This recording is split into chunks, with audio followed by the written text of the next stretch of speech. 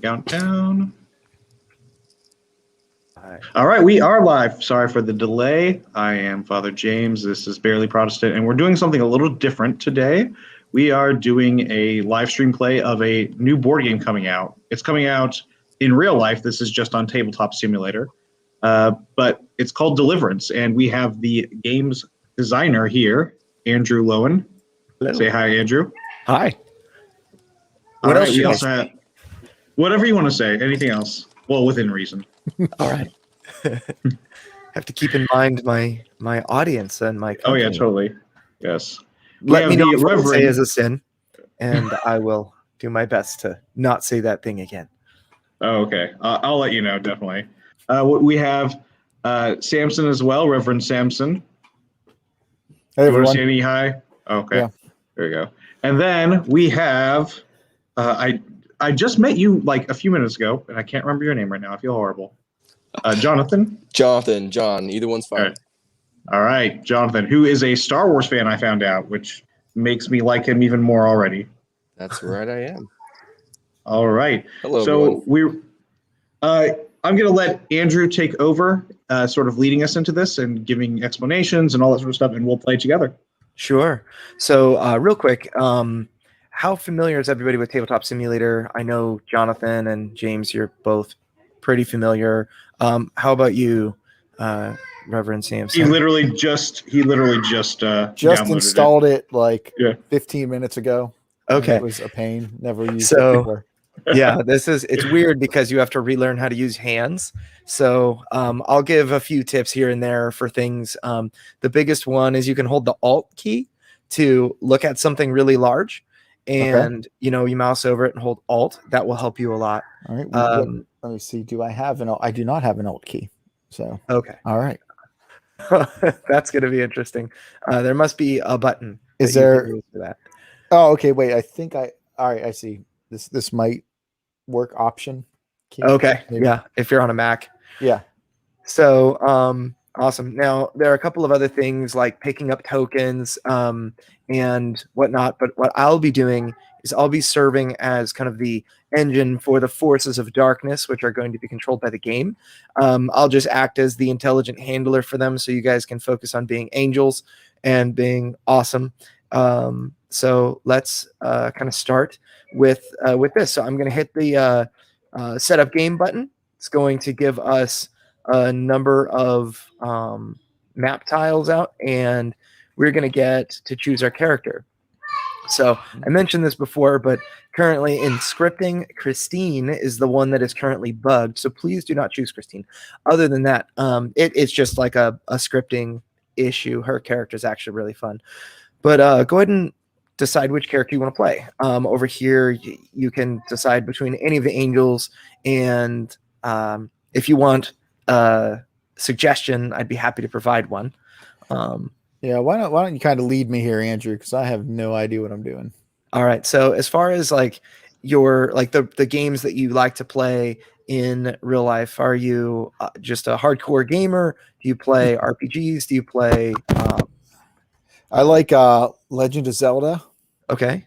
Breath of the Wild and The Longing I've gotten into. Okay. And that's it. Video games. So got it. So are you do you like to play kind of the melee fighter, or do you like to see at a distance and support? What sounds more appealing? I don't know what's needed. I've got one for you. Right. Let's go with Gabriel. Gabriel's a little, yeah. I mean, that'd be fine. It's hard to go wrong with a lot of these characters. Gabriel's good. Michael's also very good. He's also the Archangel. If you want to be Michael the Archangel, you'd hit this red choose button. Gabriel's down here. They're both pretty fun. But which ones? I can't see. Like I can't read the names. Okay. Oh, so it's real small on my screen. This button right here will get you on mic. Oh, you can zoom in with your mouse wheel. You can zoom in forward and backwards with your mouse wheel. Okay. All right. It's just a weird. Okay. It is weird. If you're used to playing games like first person shooters or MOBA games like League of Legends or MMO games like World of Warcraft, it's the same controls, so very similar. W, S, A, and D move up, down, left, and right, or kind of forward, backward, left, and right. And then you can hold your right mouse button to look around. And then again, you would hold your option key over any of the cards, just mouse over and then hold the option key, and it will show you, it will blow the card up huge. Oh, hey, I can flip it around. So now I can. Oh, okay. So everything Yeah, was you can- upside down yeah. for me. Okay. That's why I'm looking at this going, dude, you didn't Got teach it. me this stuff. Okay. So, all right. So I see, all right. So Gabriel's here. Yeah. So then I just You would set that button click and on that. pick your Okay. character. Yep. So looks like all right, you spin the table back around and awesome. So we've got our Mhm. characters, and so now I'll give you kind of the thematic intro, and then I'm going to explain the characters to you. So you all are elite angels in the army of heaven, and you have come down to this small little backwoodsy town called Fallbrook in modern day Southern California, which is rife with demonic activity. You suspect that one of the mighty fallen princes, the archdemons that lead the armies of darkness from the shadows, have taken residence here, and this is their base of operation. So, and yet there may be a deeper plot lurking beneath the surface. Something strange is happening in this town. You have darkness from the human realm manifesting itself in the spiritual realm as both barriers that kind of act as walls in the game. You can see these on the map. They're kind of blue, mist coming up from the ground. And then also darkness cards. The actual evils from the human realm are bleeding into the spiritual. So over the course of the game, you're going to not only fight the demons in tactical combat, but you're also going to have to deal with this darkness. You win the game if you slay all of the demons in the final battle. And so there are going to be 2 battles. We're playing skirmish mode, which is kind of the mode that you would take to game night. And there's also a campaign where you would play through a series of 14 missions and grow in power over the course of those missions. But this one is perfect for game night. We're just going to sit down and play. So you win the game by slaying all the demons in the last battle, the fallen prince and his minions. Now, you lose the game if all of the angels are defeated at the same time.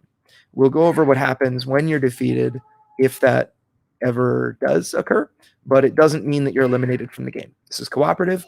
And any questions about what I said so far?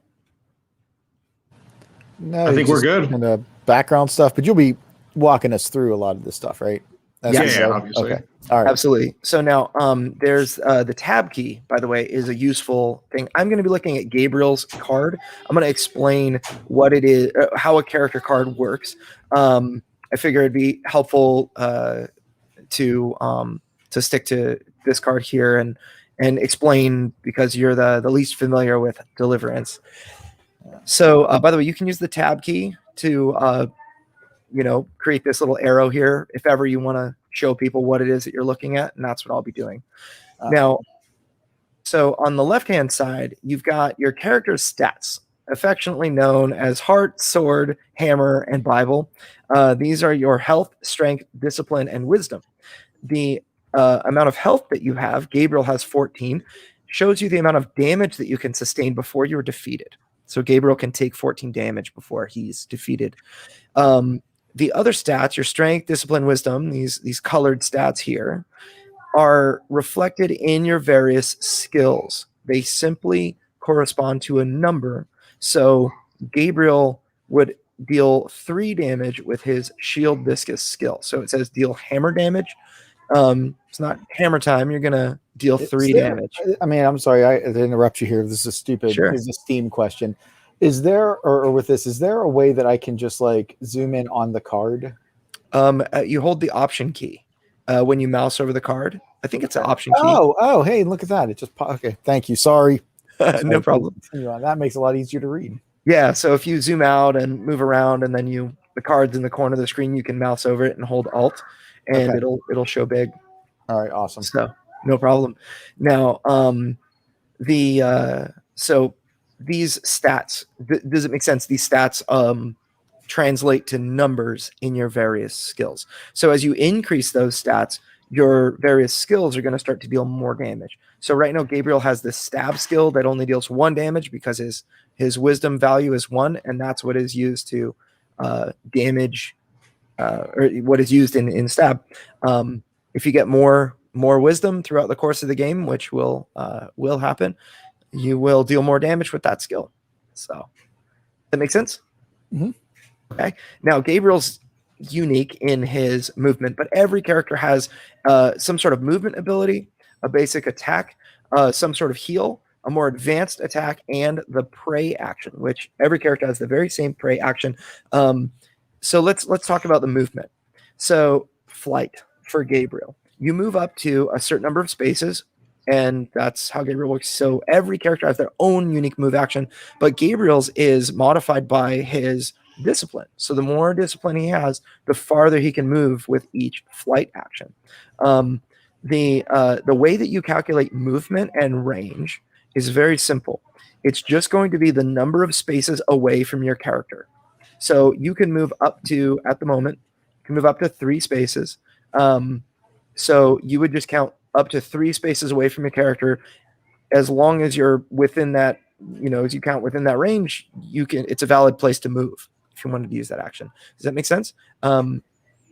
One other thing I'll mention is diagonal. There's no diagonal movement.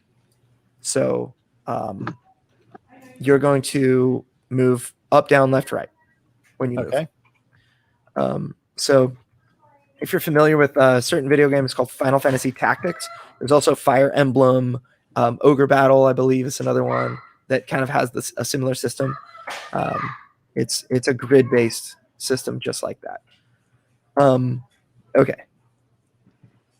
So back to the character card. I want to show you all a couple of things related to this character card. I'm back on Gabriel. Now, flight has a range of star. That star simply means that the range is described in the actual ability. If it has a number, range 1, range 3, that's the number of spaces away from you that you can count to find a valid target. So any questions on that? No, not that I can think of, but Okay. yeah, So- I think I'm following here. Okay. All right. So now the other thing is we're going to use actions during our turn. So I'm dropping some action tokens on your character card, and you will use them over the course of your turn to do the things you want to do. Certain actions, you can see these 2 icons.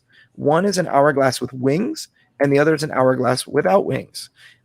When you use this is called a free action, the hourglass with wings does not count against your 2 action total. The hourglasses do count against your 2 action How total. are you zooming into the card like that? The mouse wheel, you can scroll your mouse wheel forward and backward. Yeah, but it just does it for the center of the board for me. Like I can't. Oh, you would you can move. WASD are used as directional. Ways to Oh, move. okay, all right, okay. Yeah. Oh, thank And- you. That is. Oh, that's very nice. Yeah, and you can also look with if you hold the right mouse button down, you can look up, down, left, right. You can. Yeah. Yeah. I figured that part out, but I could only like zoom into the center. So I'm sorry. I know this is noob stuff here. No problem. It's like it's the tough thing about Tabletop Simulator. The first time you use it, you have to relearn how to use your eyes and your hands. Of things we take for granted, I guess. So, okay. So now, I'll go over this just real quick one more time. So you have 2 actions that you get to use during your turn. When you use an action, it would be, let's say I use stab. I'm going to do what it says from top to bottom, then left to right. So I'm going to pay an action. So I flip one of these action tokens to represent that I paid it. I'm going to gain 1 courage. Courage is a resource that we use to unleash our powerful skills. Start with 2. So I'm giving you 2 courage tokens. Okay. So I pay the action, I gain 1 courage, and then I do what it says. So I'm going to deal this much damage to a targeted demon, which is at the moment 1 damage. So that is how you use an action. Now, certain actions on Gabriel, I mentioned free actions. Gabriel is kind of the king of using free actions. So he has both Field Medic and Shield Viscous that are free actions. They do not count against your 2-action total. Now, notice Shield Viscous, the first time you use it on your turn is free. Every time thereafter, or if you use it some other time other than your turn, it costs you an action. So that is going to so the first time you use it is free, the next time you use it, and every time thereafter during that round costs an action. Does that make sense? Okay. Cool. So now the last thing is pray. The pray action, you also gain a courage. By the way, these tokens are double-sided for you. So you would spend an action, you would draw or gain a courage, then you're going to do what it says. You're going to draw a prayer card, then test 7+.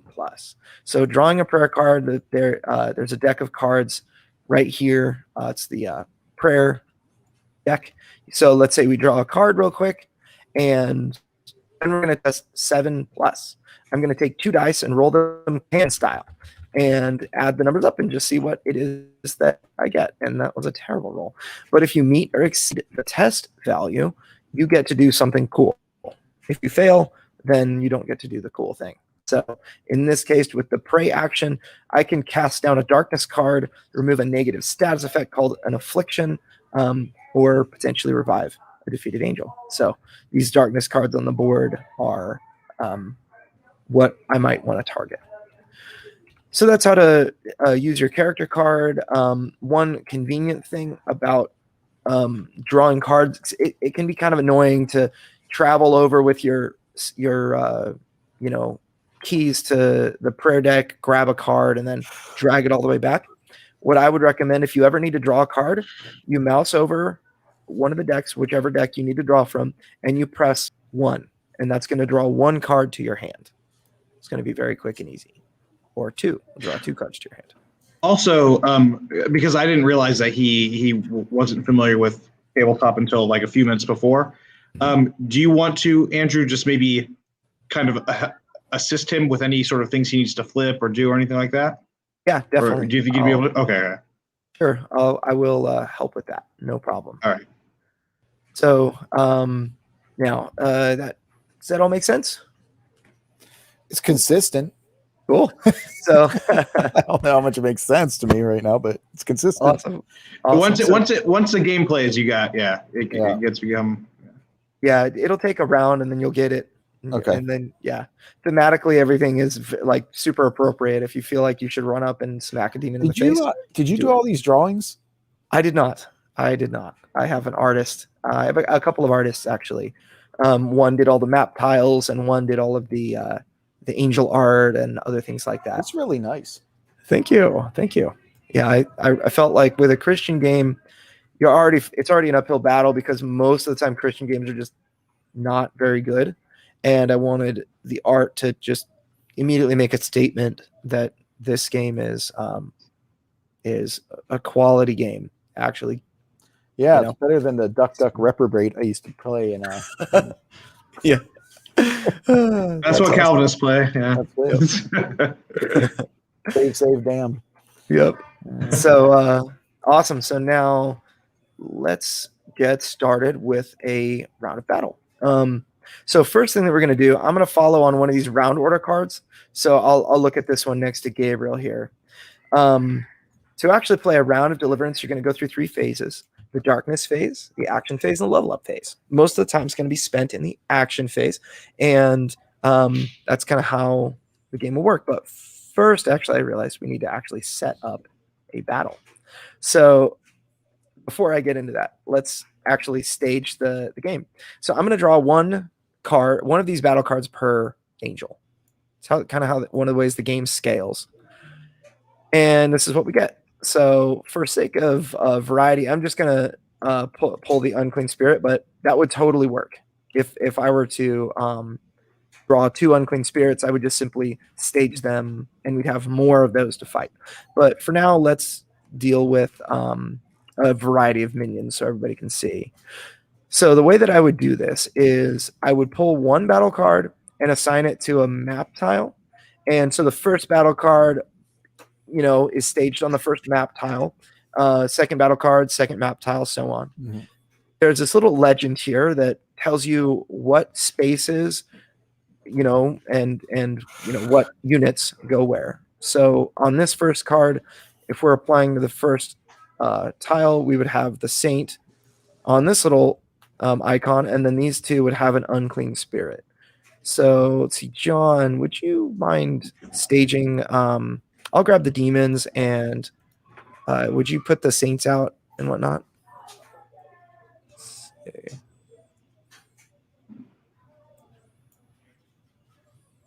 Or James, if you want to do that while I do So it. you have a 90% quarter here. Say it again. Sorry. You have a 90% quarter here. What's that for? Highly thematic first player token, of course. We're putting them It on says which in ones again? Let me Tabletop. see. Let's see. I'll actually get him, I think. The saint here.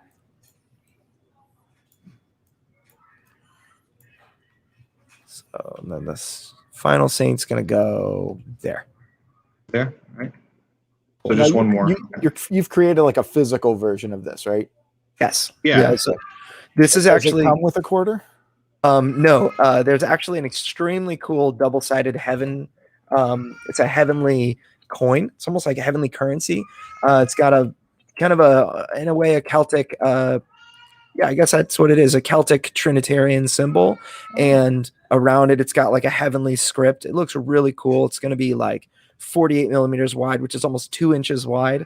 And on one side, you have this beautiful, well, both sides, you have that beautiful art. But on one side, it is slashed through a bunch, to kind of represent that angels and demons. Okay. It's very much like a Harvey Two-Face sort of coin. And that's going to be the real first player marker. So do you use it to pay for your sins, or? No, actually, it's just simply to track the first player. So, That's for purgatory. yeah, That's good. an expansion. So, Okay. yeah. So this is how the battle is set. Now we are ready to actually play. So, I'll pull the demon cards out and Okay. So run those guys. so on the board here, I'm looking at. I'm saying, oh, okay. I found me. All right. Cool. So I found where we are. Yes. So now actually, you would. Oh, okay. Wait. place your characters. Oh, this is cool. I'm looking at it like a table now, like Awesome. and yeah, this is really neat. Very cool. Yeah, and if you want to look at, if you want to look at the board and kind of make that your focus, what you can do is you can create a camera angle there. The way that you do it on a PC, at least, is you zoom to the screen that you want. Let's say if you're looking at the darkness board and the map tiles here, you would hold Control and press 1. That would create camera number 1.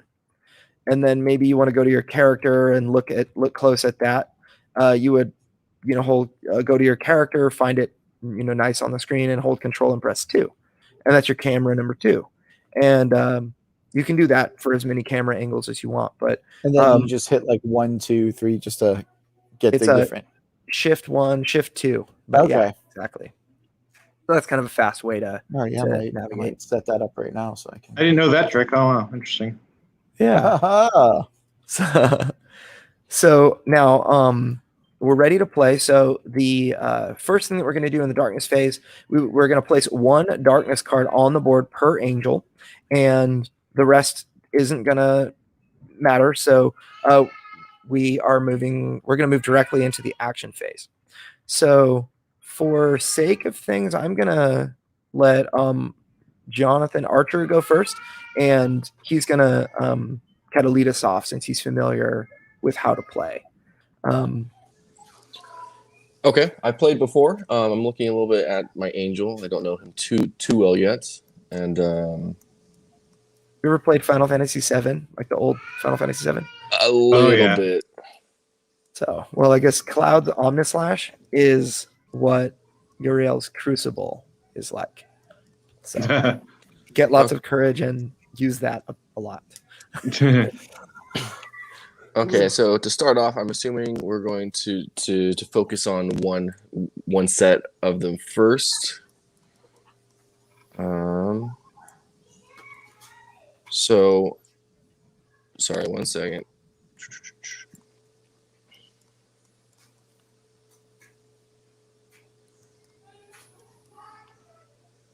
Okay, so my first action is going to be free action Scorch, which is a move. I'm going to move 1, 2, 3 to the spirit there, All right.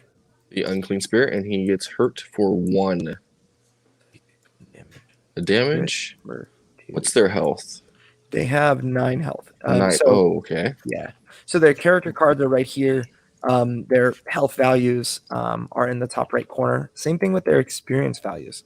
So when you destroy one of them, that's subtracted. So he has 8 left. Let's see what we can do here.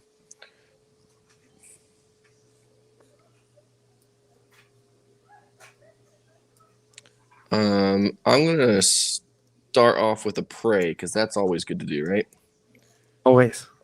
Always. So I'm gonna pray, which is draw a card. I'll get that drawn. Do a quick check of what that is to do. Oh, here, let me shuffle it for you. Oh. It would be the card that I pulled last time. Okay, no problem. Okay, go ahead. Redrawing. Let's see. Cup of Elijah. It's an action. I can choose one to cast down a darkness card or to revive an angel. Cool. Not helpful at the moment, but then I'm going to do my test, and I get an 8. So pick whichever one. Andrew is fine. Whichever of those 3 cards to discard. Discarded Rich Man's Ire. Cool. And the courage I got, thank you. And then I will do just an attack. The a firebrand on the adjacent angel to deal him another 2 damage and a courage. Oh, those are my one action was pray, and one action was that. So then I am done. Cool. So Unclean Spirit has taken a total of 3 damage, and we are off to. So the way that combat works is an angel will act. Whoever takes the first player marker, and then the first demon in initiative order is going to act. So you can see there's this initiative track here. The way that we drew the battle cards determines the order in which the demons will act. So the unclean spirits are going to act first. So I'm going to flip their action token and see what it is that they do. Now, this is the unclean spirits card. You can see the decision tree. It will. So they're going to act, basically look at the symbols and do what they say first, from top to bottom. So the first thing they do is unclean aura. The nearest demon other than unclean spirit that has been damaged heals 1 damage, then unclean spirit is dealt 1 damage. So they both do this. So basically, number 1, the unclean spirit number 1 is going to pull a damage token over, and unclean spirit number 2 is going to pull it right back. So it's kind of how that works. Now they're just going to take 1 action, so that's a little silly, but they it'll make a whole lot more sense later. All right, so we're going to roll a dice to see what action they use. All unclean spirits will use the same action. So persecution. Unclean spirit, so it has a range of 1. They have an infinite move. Unclean spirit moves to the space of the nearest protected saint. If no saints are protected, unclean spirit engages the nearest angel and deals 2 damage instead. So Uriel, that is going to be you. No. Both unclean spirits go to you and then deal you 4 damage. 2 each? Okay, Yeah. 4 in all, right? Yep. And now we are going to go, the little initiative token, the angel initiative, is going to move over to Azrael, and it is up to you, James. All right, it's up to me. Let's see. All right, as I've only played once and it's been a while, I am going to need a bit of a fresher on some of the stuff. So Where's Azrael? Right there. All right, so I'm going to be going towards the Fallen Seraph number 2, correct? Yes. And my move is... Where's my move again?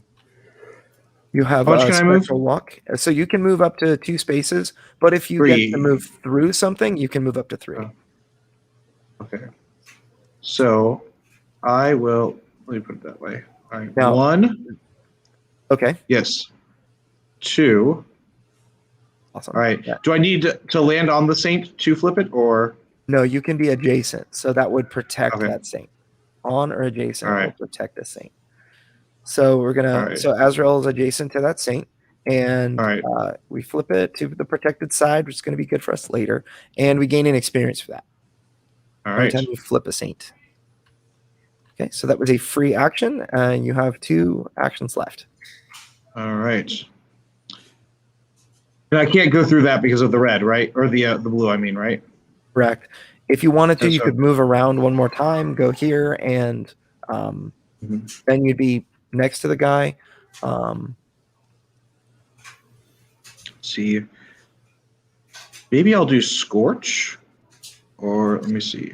I have. that's I should have on your 2 courage total, right? I should have 2 courage, or 4 now. You will have 2. By the way, I think you're looking at Uriel's card. Oh, wait, oops. I am looking at Uriel's. That's me. That's right. Scorch. Azrael has Scorch. All right. All right. I will. I think I'm going to do range 1. Yeah, I think I'm going to do spectral walk. Mhm. Let me see. So you would 1, go 2, here. and that'll get me there. Cool. All right. Action spectral walk. There. And I don't lose any courage for that, right? Correct. It just costs an action. So I went ahead and moved your character, and Awesome. so now you can use Reap because you're adjacent. Hmm. That would be a decent move. That's what I'm thinking of, yeah. So I'm Okay. going to use Reap, and I gain 1 Uh-huh. courage for that. Right. So you'll spend an action, gain a courage. Add cursed as well. So 2 damage plus a cursed. All right. So Fallen Seraph number 2 is going to take 2 damage and gains cursed.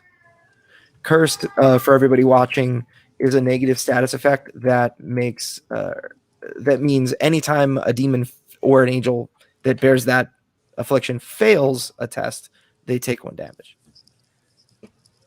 It no longer reduces the result of your test. That's helpful. Yeah. Yeah. All right, so good. So that's your turn. Now we've got the next demon in initiative order is going to act, and that's the Cruel Archer. So let's go over there and see what the Cruel Archer says. The first skill is called Black Arrow. It has a range of 4. Cruel Archer deals 1 damage to the nearest angel in range. This damage cannot be prevented by a shield. Now, are there any angels in range is the question, and the answer is no. So they are a little bit too far away from everyone, and so they're just going to move on to the next thing, which requires a little action die. They're going to both do a 6. So they have a range of 4, movement of 2. Cruel Archer engages the nearest angel and deals 2 damage, then tests on success. They add curse to that target. So they're going to move. Let's see. This Cruel Archer is going to move toward Uriel. And then this guy, I think Azrael might be the closest. Let's see. 1, 2. Yeah. So, yep. I think it's So this guy's going to go just 2 spaces this way. And now this archer is actually in range because he has a range of 4. So range of 1, 2, 3, 4. He is going to attack Uriel. This Cruel Archer is actually out of range, so he's not going to attack anybody yet. And so Uriel, you're going to take 2 damage. And I'm Yep, going to got it. for this archer real quick. And you are cursed. Okie doke. All right. Okay, so now it is to you, Samson. Should I call you Sam? Yeah, call me whatever you like, I guess. All right. All right, so let me see here. Let me go over to my card.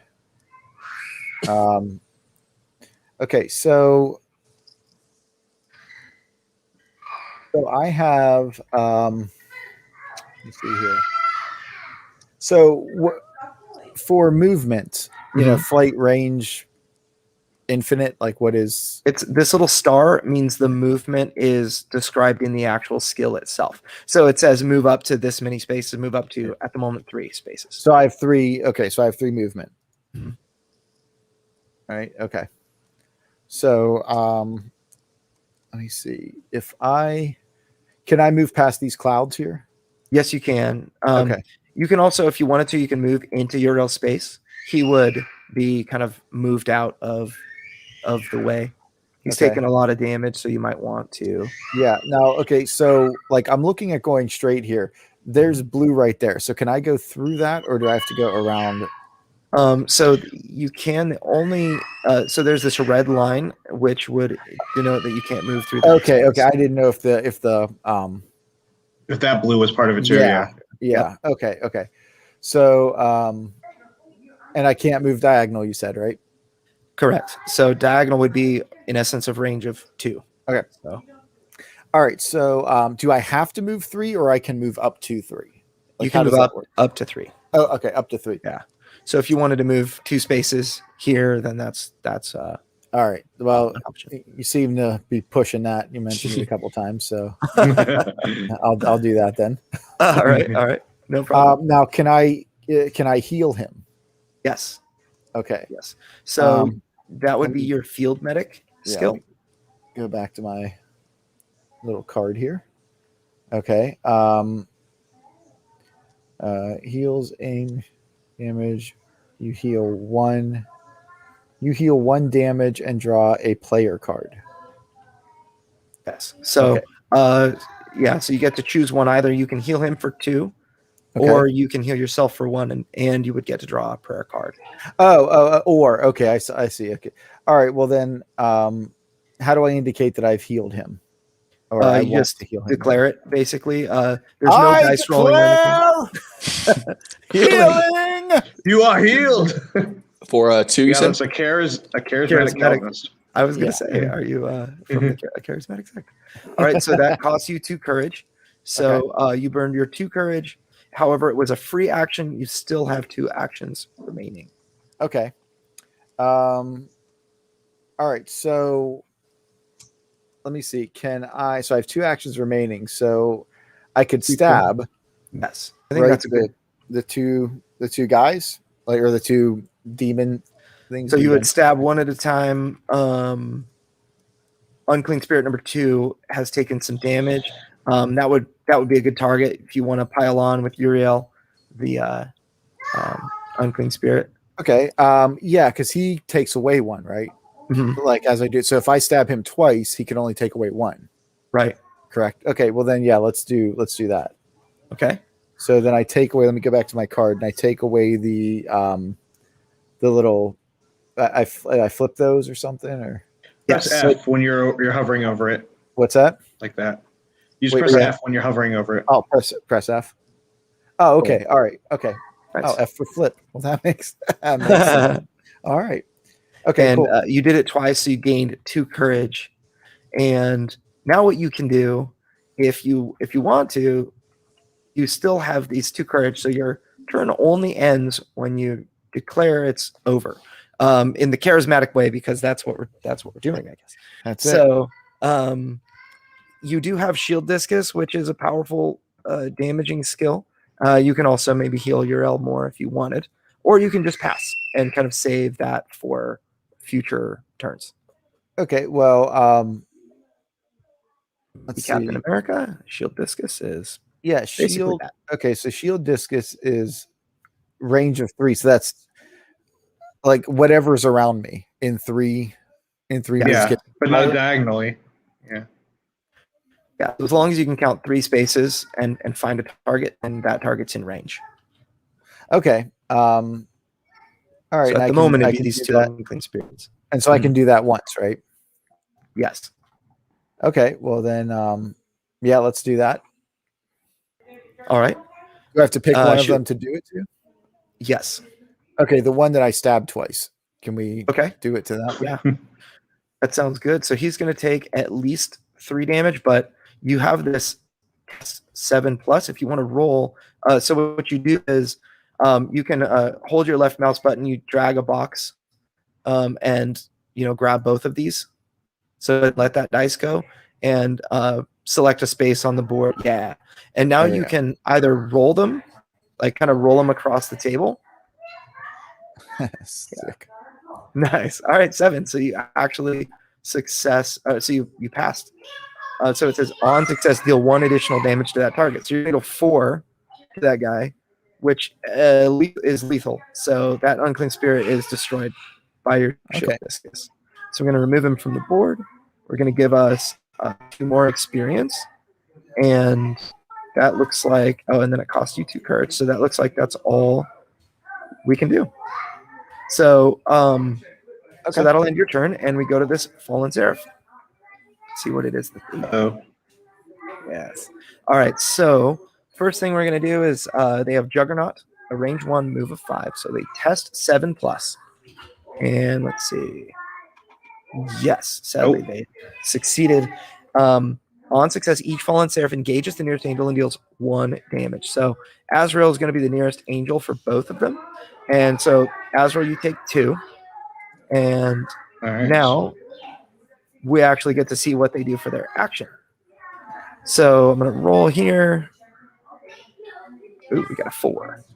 They are going to use Cleaving Sword. Each one of them are going to do this, by the way. So Cleaving Sword, they're already next to Azrael, so they're going to be dealing 2 damage to Azrael each. Again? So 2 more? So Azrael, you take a total of I guess 4. Total of 4 more. Wait, 4 total or 4? So you will have 6 damage on you at the end of this. All right. All right. And that's the last demon to act.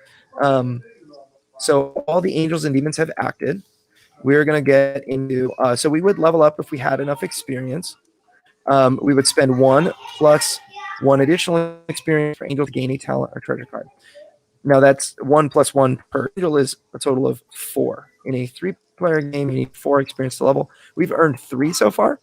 So we're just going to go right to the top and do it all over again. So we're in the darkness phase. It's round number 2.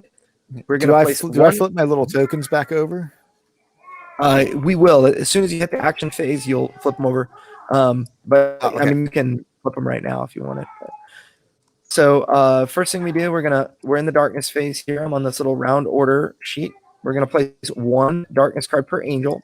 We're gonna add 1 darkness card per oppressed saint.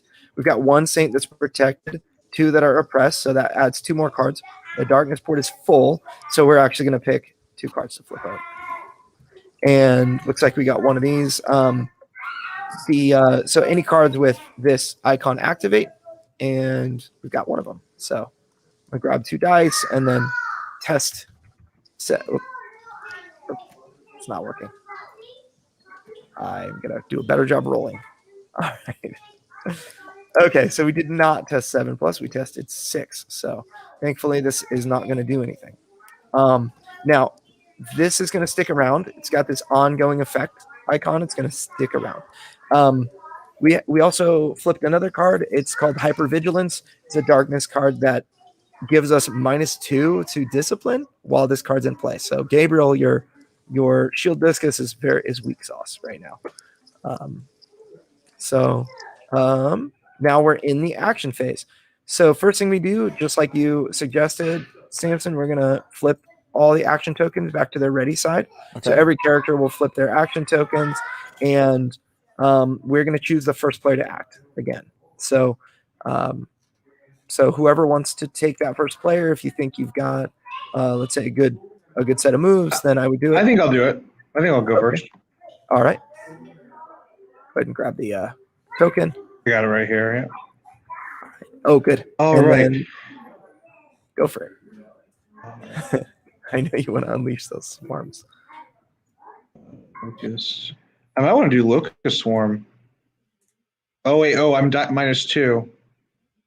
Aren't I? Oh, yeah. Which would mean 0. I think my first action or my free action, right? You get one free action and then two. Or no. Sorry, It depends on I'm the gonna pray skill. first. Okay. I'm gonna pray first. All right. Okay, so good. I'll give you your 2 dice here. So you're gonna gain a courage. You'll draw a prayer card, which I'll add into your hand, and then yes, it 10. was success. Nice roll. You can cast down the hypervigilance. I'm assuming that's what you wanted to do, right? Yes. Okay. Now you can locust swarm. That was Add awesome. light to any 3 connected spaces. Angels on those spaces gain blessed. All right. I'm gonna save that for later. And I now want to use my locust swarm. I'll use that up. All right. My prey was a first action. And that'll count -3 with my courage. Target up to 3 demons, but I'll just do these 2. Wait. So the I can do all 3. right I can do the cruel archer too.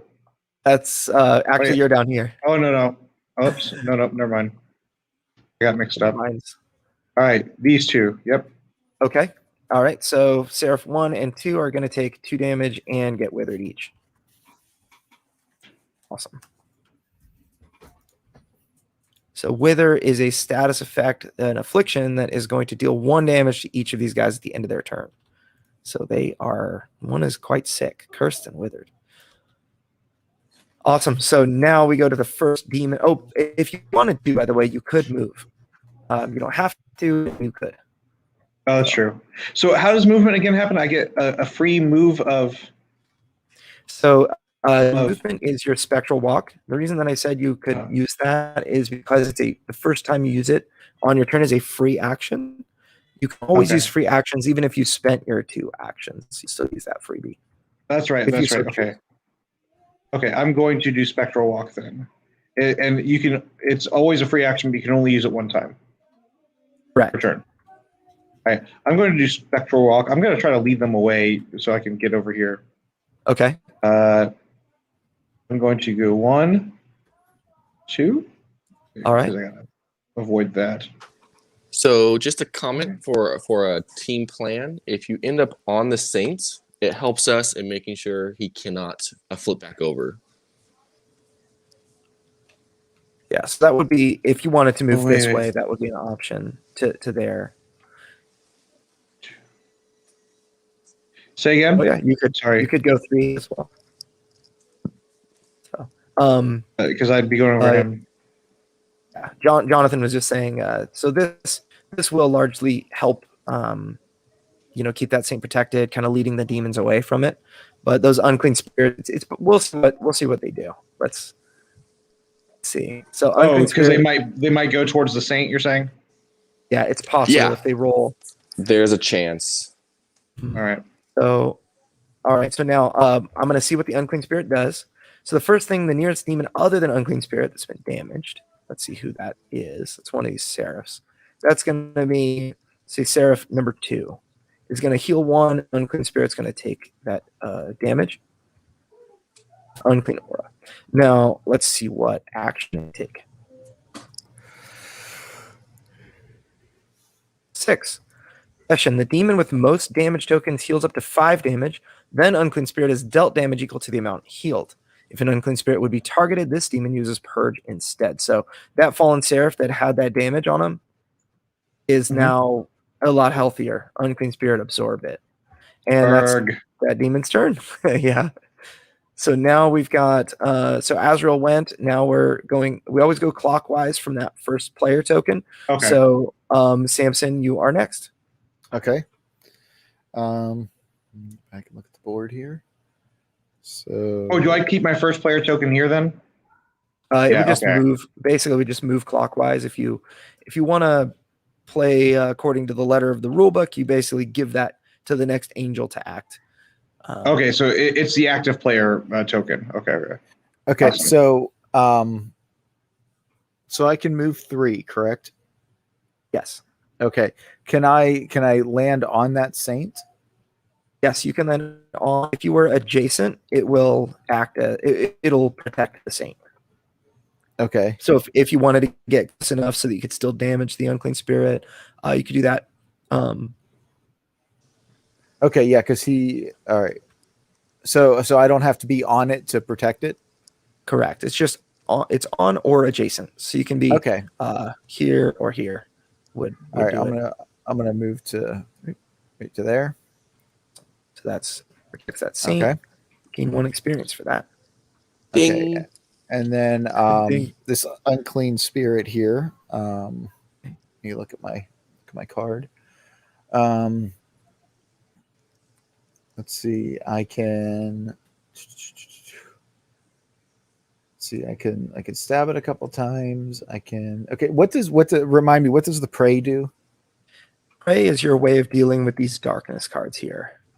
So those cards are going to flip over and do difficult things to you. Always bad stuff, yeah. Okay. Bad things.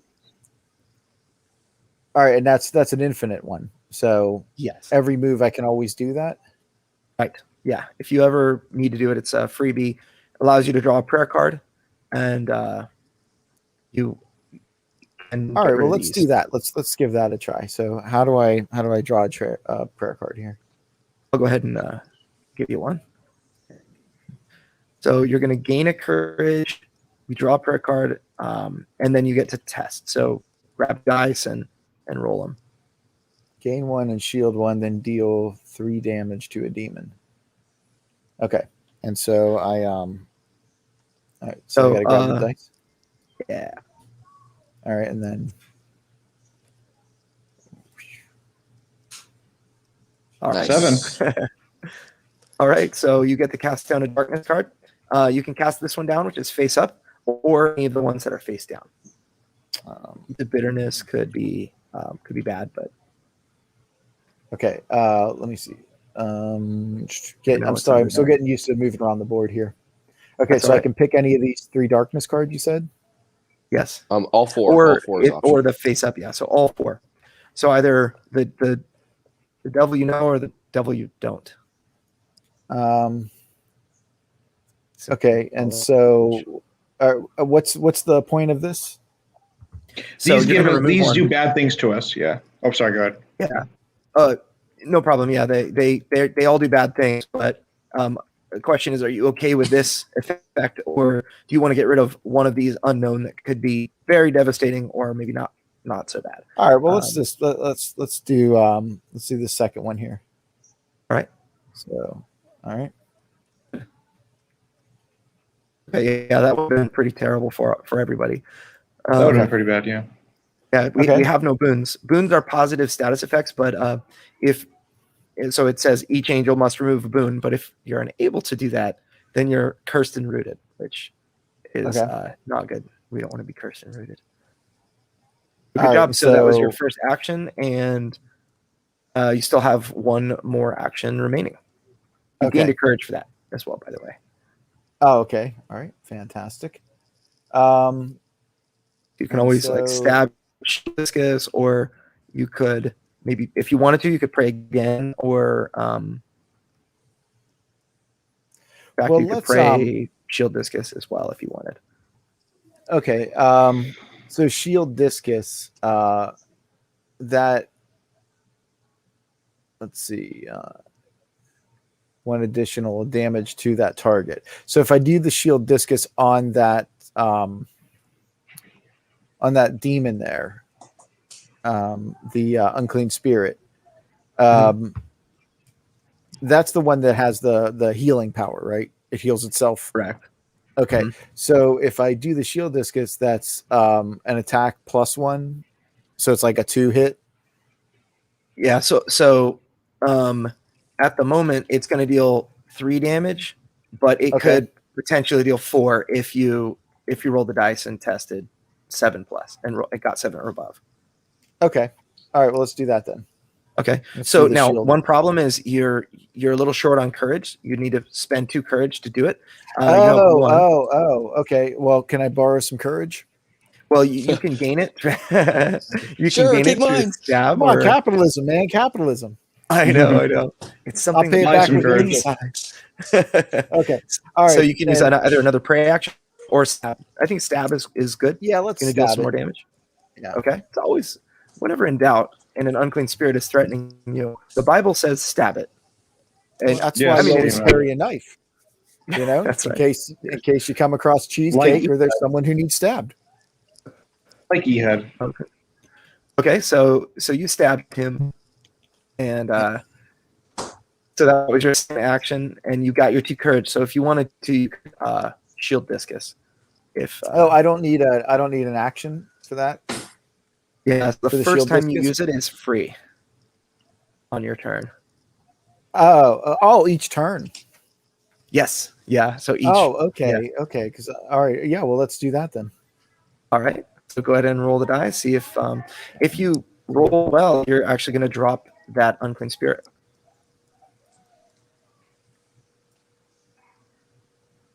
Oh. Go luck this time. So he's taken 8 Yeah, damage. but it's doubles. I know. You always get bonus for doubles, right? That's right. That's Double right. or nothing. So he might actually puff out on his next turn, unless we deal with him. Okay. So all right, So- now we're up to the cruel archer. Okay. Okay, so there are 2 cruel archers, and we've got 1, 2, 3. So Gabriel is going to take 1 damage, and Azrael is going to take 1 damage because of their black arrow. Now we're going to roll to see what it is that they do, and they're going to do a 5. So they're both using cursed shot. Now, so Gabriel, you're going to take an additional 2, so you're going to take a total of 3 damage. Here, I'll go ahead and grab your damage. Okay. And Gabriel, roll the dice to see if you're cursed. If you get a 7 or above, you're cursed. Okay.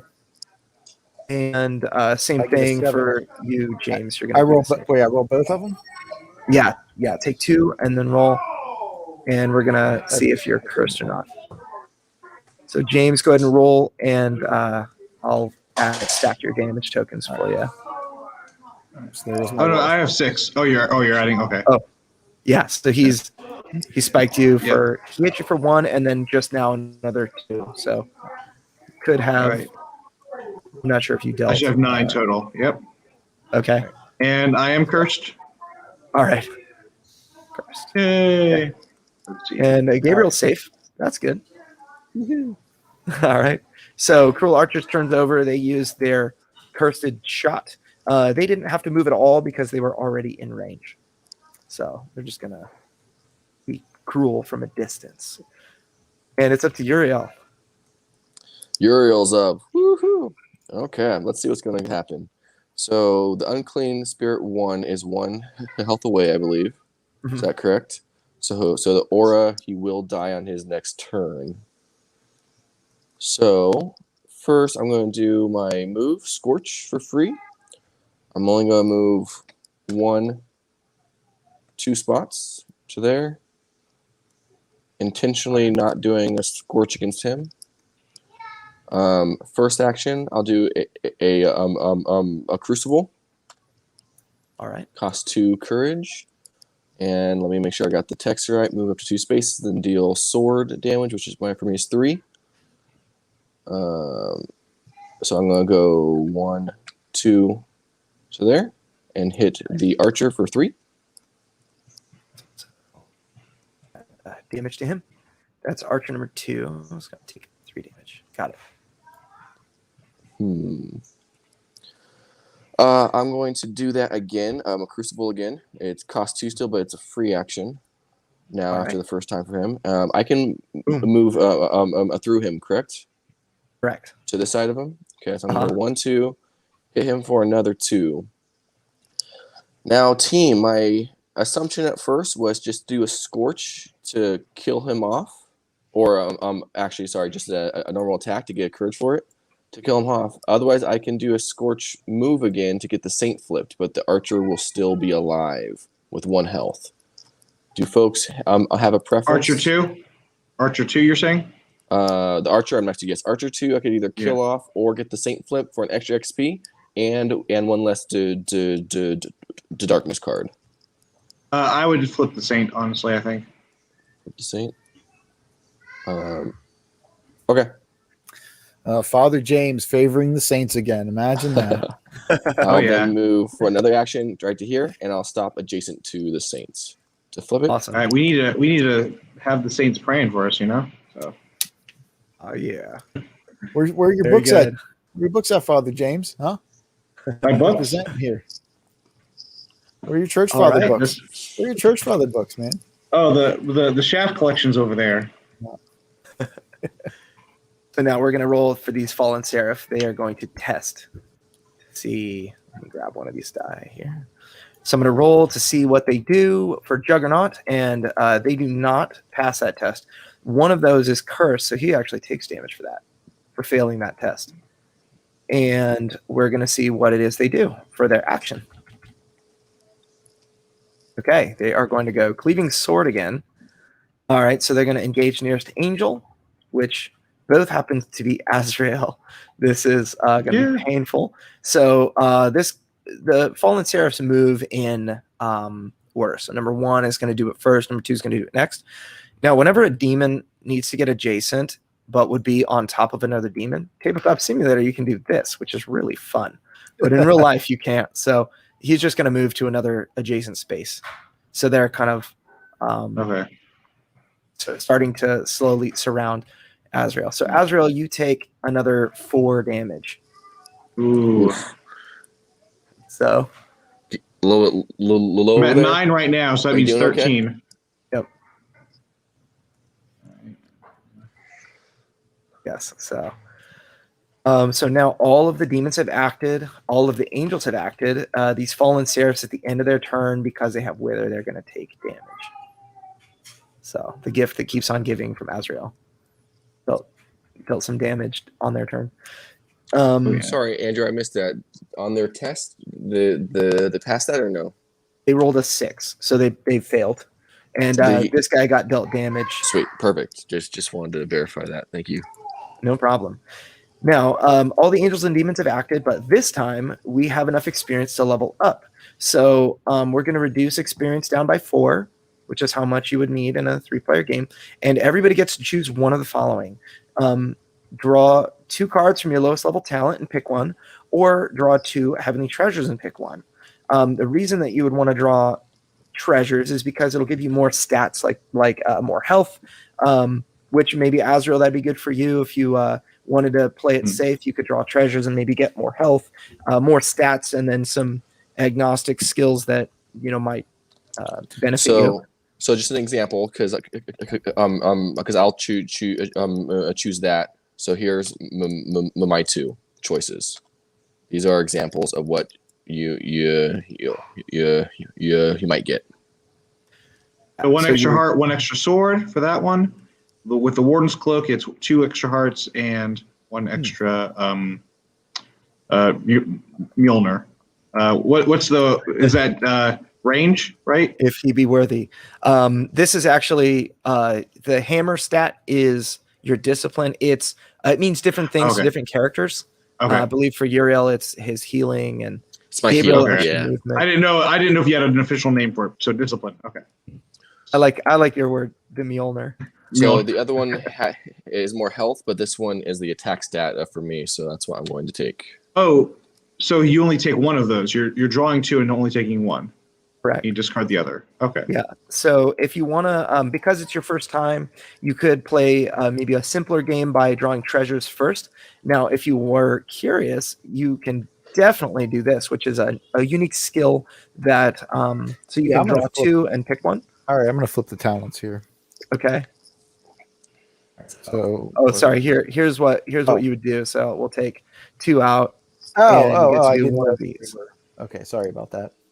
I didn't peek though. I had no idea what it was saying. No problem. Okay, so what we have here? Special delivery passive. Whenever you would draw a player card, reveal 2 cards. One of the reveal cards into your hand and place the other on the top or bottom deck. Okay, what does that mean? So whenever you use the pray action, you know how you drew a prayer card? Yeah. This now from now on, if you have this, you get to draw 2 and pick one. Oh, okay. 2 and pick one to draw. So it lets you do a little bit more. Now this card's pretty useful as well. Wings of Renewal. It upgrades your flight so that you can move another angel as well. So up to half of your Okay, so that would Amberstack just at be this so that would be a one move then, like Correct. one additional move. Yeah, so you could start moving other angels with your flight action. Ah, okay. Yeah, I'll take that one. Okay, so this is how I do it here. So now your level 1 talent is consumed. The next time, if you wanted to draw talents, it would be from your level 2s. Okay. So they'll be a slightly more powerful. Oh, okay. I see what they. All right. Okay. All right. I didn't see that on the side of my card. I wasn't. Yeah. Okay. No problem. I didn't know that my player card corresponded with the talent cards. Yep. Okay. All right. All right. I get it. So let's see. James, what would you like to do? You can either draw 2 heavenly I'm treasures. still debating because I've got, what do I have? 13 damage and I have 15 health. But I prefer talent over treasure. It's tough, it's like the talent just gives you new skills, but the treasure gives you a little more survivability. Yeah. Totally up If to I you. die, I lose my my stuff, right? You would keep your courage, your talents, and everything. You would just remove that cursed. You would keep all your damage. So I personally would recommend you would get a heavenly treasure, just so that you can maybe survive, because Right. you're right in the middle of this like very Yeah. dangerous situation. Let's do it. Oh, no health weight. Let me see. One's around. Well, that's keepable though. Let's see. Tests. Add 1 to the result of my tests though, and for Those are blessed, both I have pretty this. good. Pretty awesome. Yeah. Those are both good. For my blessed, I do. Yeah, you would start healing. Yeah. That's a Okay. very powerful card. Also, that book, the wisdom would increase your heal, and that will really help you as well. All right. Yeah, I think we're gonna do that one. Helmet Okay. of Salvation. Very nice. So I discard that. Very good. Okay. So now we've leveled up, and we're gonna move right into the top of the darkness phase. So you protected all the saints, so we no longer have to. So we're only going to draw 3 darkness cards. That's 1 per angel. So we have 2 of these slots. 1, 2, 3. All right. So we're going to do these cards in any order we want. We'll do Seeds of Bitterness first. We're going to roll. Here, let me roll real quick. And that does not activate. So this card is going to sit there again. Now, marital unfaithfulness. Angels standing adjacent to a saint or another angel are dealt 1 damage. That would be both Uriel and Gabriel are each adjacent to a saint, so they're going to take 1 damage each. I'll go ahead and add 1 damage to you, Gabriel. Oh, okay. And that was again from this card here, this marital unfaithfulness. So this will stay in play as well. All right, so now we're going to refresh action tokens. 1, 2, 3. And I'm going to let I guess players decide who goes first. You guys mind if I go first so I don't get killed? No, that makes sense. All right. All right. I will do first Fever Break. Nice. Wait, is that the one? Yeah. Remove Affliction. Here, first. Yep. And I heal 3. Very useful. Very, very helpful. All right. Next thing I'm going to do is pray, I think. Or let me think. Oh, wait. Ooh. No, I forgot. I wanted to do this. I want to play this. Now, if you want to, you have the ability to move before you use that. Totally up to you.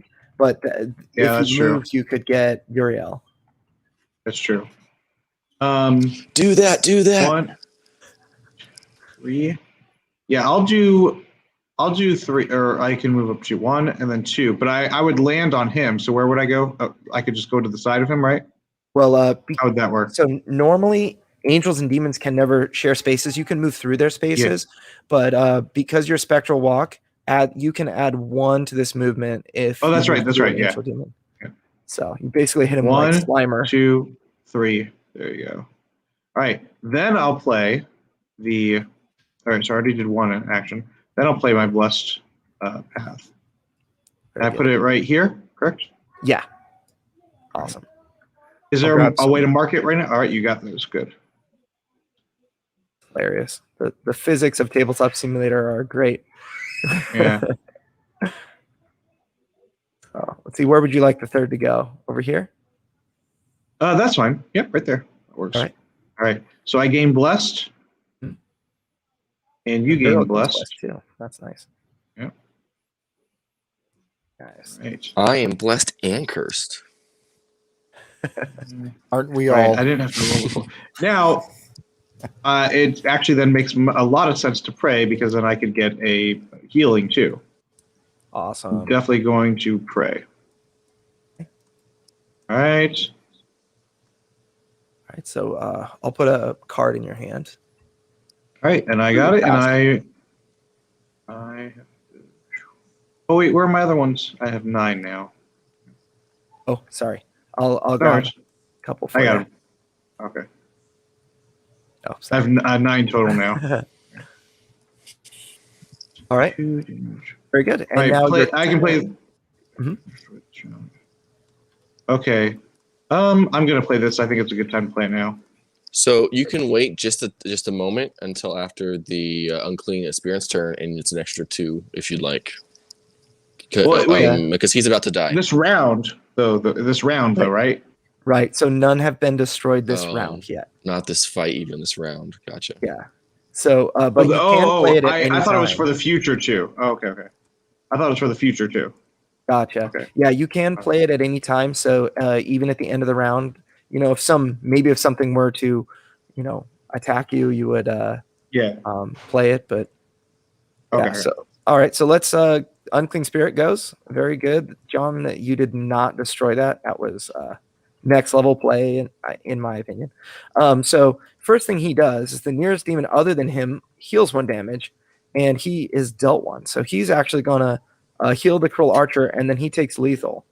So he's gonna he wisps out in a puff of smoke, and grants you 2 experience. And that is the end of that demon's turn. It's the end of his reign of terror, and now he's waiting in the abyss for his final judgment. All right, so next angel to act is Gabriel. Okay. Simpson. All right. So let's see. So this I just moved it. This angelic backup. Yes. If there's like- no range listed, it's unlimited range. It's unlimited range. Okay. So let me see here. Go back to the board. So the archers are next in the order. Archer 2 has 2 health left. Archer 1 has full health of 7. The seraphs are a little hurt, but still have a good chunk of life still. Okay. Yeah. So let's see. So Archer 2 here, you said it has 2 health left? Yeah. Okay. And to play the card, does that use a token? Yes. So in this case, Okay. it would you would play on your turn as an action. Okay. All right. Okay. All right. Then I'm gonna move my guy. I have 4 spaces I can move. Right. See, it would still be 3, but you could move another angel. I can't. up to 1 I space. don't get an extra move for that talent card.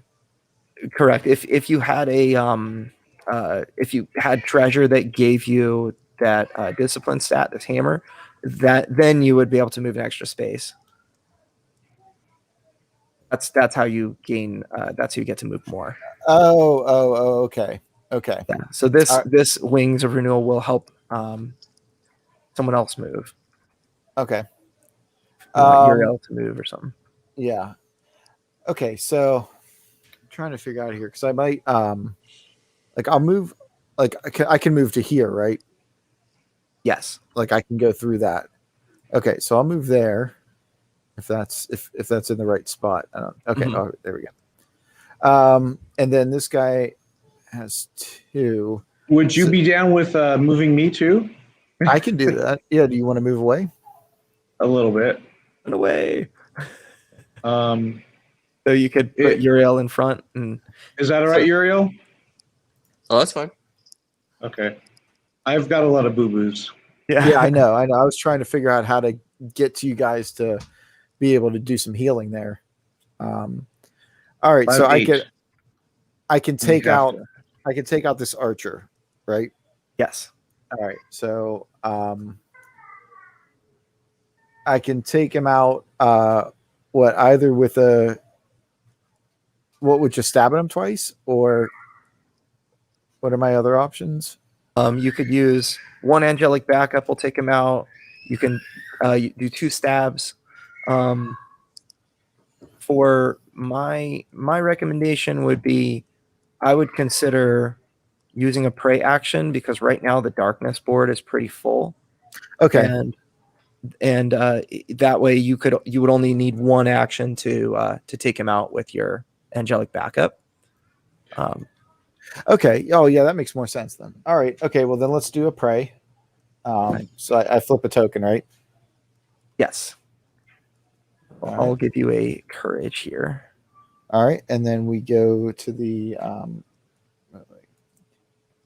I gave you a Nice. card as well, and then so you're gonna roll. So you roll dice to okay. to see. That wasn't the roll. Sorry. All right, you keep casting them down. So, would you prefer marital unfaithfulness or seeds of bitterness? You could get rid of either one of those, or of course the face down cards, whichever you would prefer. Okay, so these ones you said they're continuous, right? Yeah. So so marital unfaithfulness. Right So now, Azrael's gonna get hurt. yeah. So every. Oh, actually, Azrael and Uriel are all going to get hurt. As long as angels are together, they get hurt with marital unfaithfulness. It's at So the if end I of the round, remove- though, right? At the end of the round. But technically, at the beginning of the Correct. next So one. so I could do a move to bump you out of the way. Yeah. So if I remove the marital unfaithfulness, then we don't get another hit, right? Correct. You wouldn't have Okay, to worry let's about do it. that. Let's So move that thing. so just a heads up. So I plan to move him off to the side. I can. So that's not going to be a factor if we want to do that.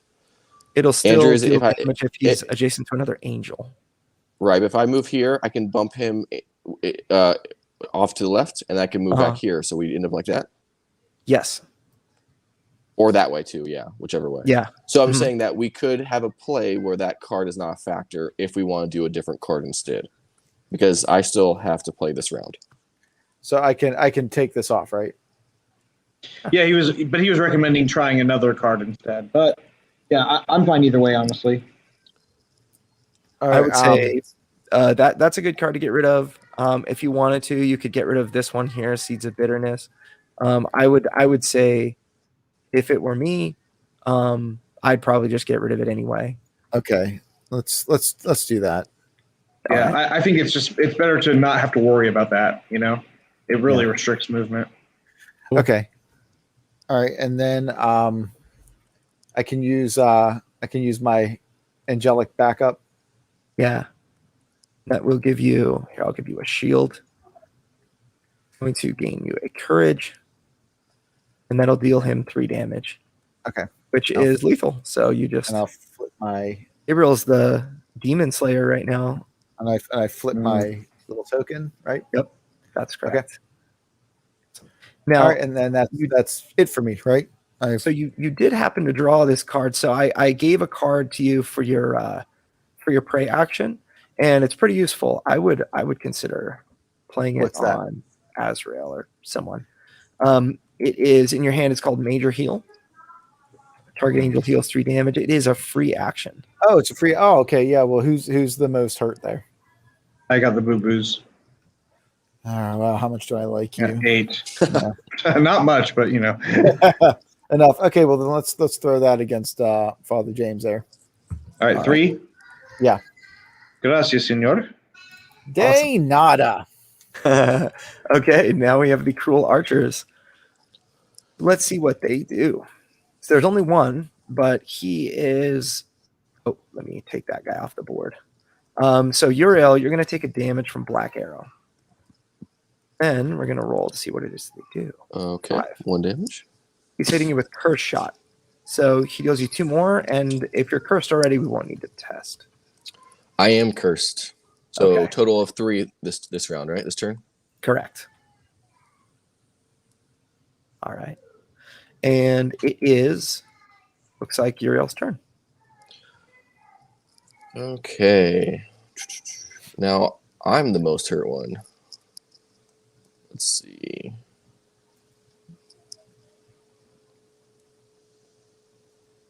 Go ahead and get this unclean spirit out of the way, that card out of the way. I don't have the courage to really go on the offensive, so I think I'm going to need to spin around to ramp myself up a little bit. So we are going to we're going to pray the first time. Get a courage. Get a prayer card. And roll. Let's see what the prayer card was. Ooh. We'll save that for next round. And then we're going to roll.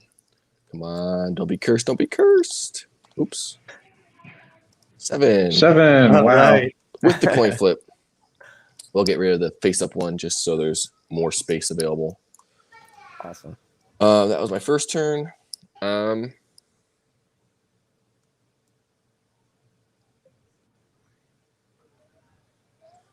will pray again. If I'm able to get one more cleared, nothing will flip up, hopefully. So we'll get another courage. We'll get a prayer card, a card again. See what that does. Target angel gains a courage and blessed.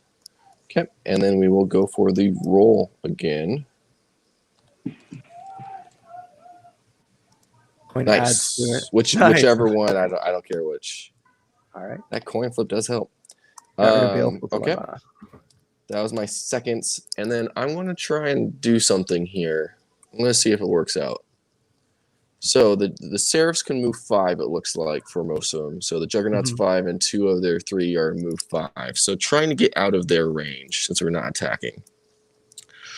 I'm going to move down 1 spot first and bump Azrael down as my first of 3 movements. I'm going to move down again. Do you want to be here or here? Oh, so my you thought would is you would only bump him if you landed on his space. Right. So my second one, I'm going to move here again.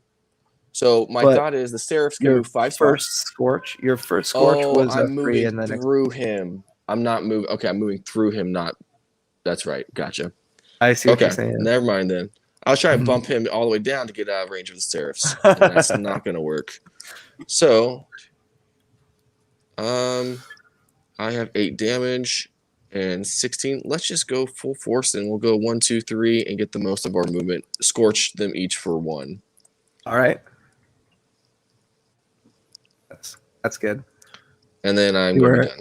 You were trying to be Uriel the medic, but you're really just Uriel the I'm on fire. I burn everyone, including myself. Yes. By the way, Scorch at the moment is only to 1 adjacent demon. There are talents that boost it, but Oh, sorry. I thought it was all. So whichever one. I don't think we have a preference. okay. So Anyone have a preference? Oh, sorry, they're not the same. Yeah. So one would be at 3, one was at 2. Let's stack them on whichever one has the most. Okay. Got it. Trying to get them down. One's at 4. Hey, so Fallen Seraphs. Before the round ends, I'm not saying this is the right play, but just want to mention the prayer card you had. Yeah, that one. Yeah. We've killed off 2, right? This round, I think. And Uriel's gonna take some damage right now. I'm not saying it's the best move. I'm just wink, wink, nudge, nudge. It is a move you can do if you would like to. That's all. Well, yeah, you're going to go over the first one, right? You're going against the first one? Yeah. So are you wanting me to play it now or after you do your attack? I am done. So You are done. So my turn's Okay. over. Yes. Mhm. It's up to you, honestly. I'm not sure if it's the no, option to yeah. do now or I'm save totally it. for it. All right. Yeah, so divide 4 healing. damage? Yeah. All right. And I'll go ahead and roll the Fallen Seraph as you guys Okay. do that. You all decide however you want to split that, and I'll roll. How much damage do you have? I have 8. All right, I'll give all 4 to you. So they did wait not a second. pass their Wait. test. I'm sorry. Backtracking. Uh-huh. I prayed twice and passed both times, so I should have healed twice. Is that correct? That is correct. Because I'm blessed. Definitely. So I'm sorry, I lied. I am actually only at 6 on me. Total of 9 of 10 health left.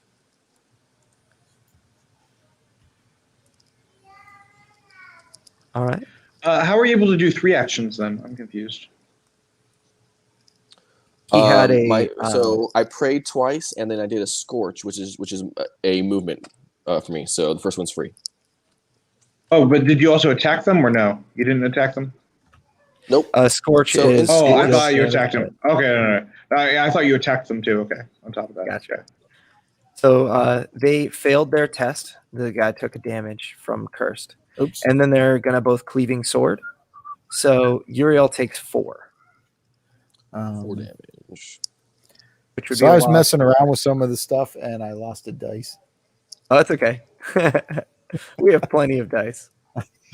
Probably. There's an infinite number of dice here. Yep. I saw something said flick and I was like, oh, what's that do? Just don't do the That's funny. flip the table one. Yep.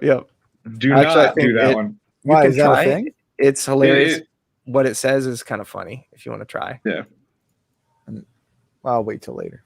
It'll roll Okay. like a d20 and then it'll tell you failed your roll and that you're not strong enough. That's what it'll tell you. I can flip the table because I'm an admin. That's what I set it to be there. Nice. So yeah, so Uriel took 4 damage, and then at the end of the Fallen Seraph's turn, they each took 1 apiece. So all the actions are finished, and you have enough to level again. So we're going to go back to 1. You all get to choose once more. Cool. Just to do a backtrack again. Sorry. So the prayer card, was that actually used, and who got healed by it? You mean that one that I did? Yes. I gave you the 4. Oh, cool. Thank you, sir. I'm only at 5, so I'm good. All right, so I can press flip and it won't do anything. Yeah. All right, here it goes. Oh, it Oops. shook. That's hilarious. Okay, I guess it does work. Oops. It's hilarious. You evidently passed. You got All a right. What am I doing? Oh, I'm doing treasure I'm going to do talents this time. And Okay. I still pull from the first, right? You would pull from the lowest level unrevealed. So Okay. yeah, so you would pull from your 2. And 2 of these.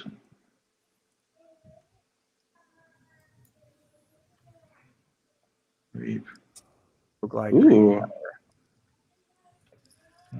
So you could play Assassin's Creed Azrael, or it looks like Locust Swarm Azrael.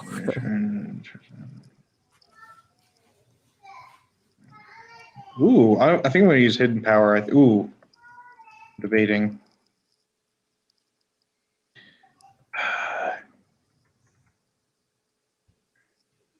Fun.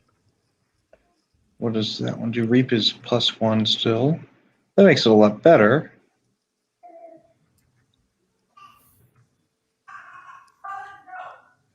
So you could get either a free movement out of your Reap, or you could get a chance for some of your either Fever Break or Locust Swarm would cost 1 less courage. Less, yeah. So it could be useful. And Fever Break will be free. Mhm. This is a tough decision. I think we're gonna go. I think we're gonna go with the pin power. All right. So I just discard. Yeah, I can take it for you. What I usually do is just flip them Okay, like right. this, but it's weird. You know, we'd have a box to put it in if it was a real game. Okay, so what would you like, Gabriel? You want to go for another talent, or do you want to go for a treasure card? Let's do another talent. I'll just keep doing those. Okay. So just basically pull 2 out, okay, and then flip them, and all right. Let's see what we got here. Whenever you use a prayer card, deal 1 damage to a demon. During your turn, you may discard any number of prayer cards. In one. One for each. Okay. So I would say probably prayer warrior first. Yeah, I'll do the prayer warrior one. Mm-hmm.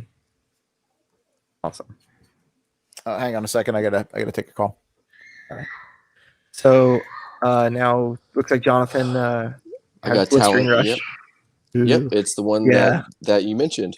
That's just a awesome. clarification on it. The bottom part says, in addition, you deal damage to each adjacent. Does that mean I deal 1 to 1 and then 1 to each? So one's going to take 2, or is this replacing the 1 to an adjacent? So it would replace 1 to an adjacent, but I agree. We could probably get further clarification in there that it's like up from 1 target or something. Instead of dealing 1 to 1, it deals 1 to all. Yeah. Perfect. Mm-hmm. Thank you, sir. So yeah, with that I am finished. Very good. So, all right, we're in the darkness phase of the next round. So we're going to place 1 card per angel, and you guys did a great job with the darkness board. So we're just adding 3 darkness cards, and nothing flips this round. Yeah. So I would say Samson might be on a call, or was that James? Yep, I'm back now. No, okay. Cool.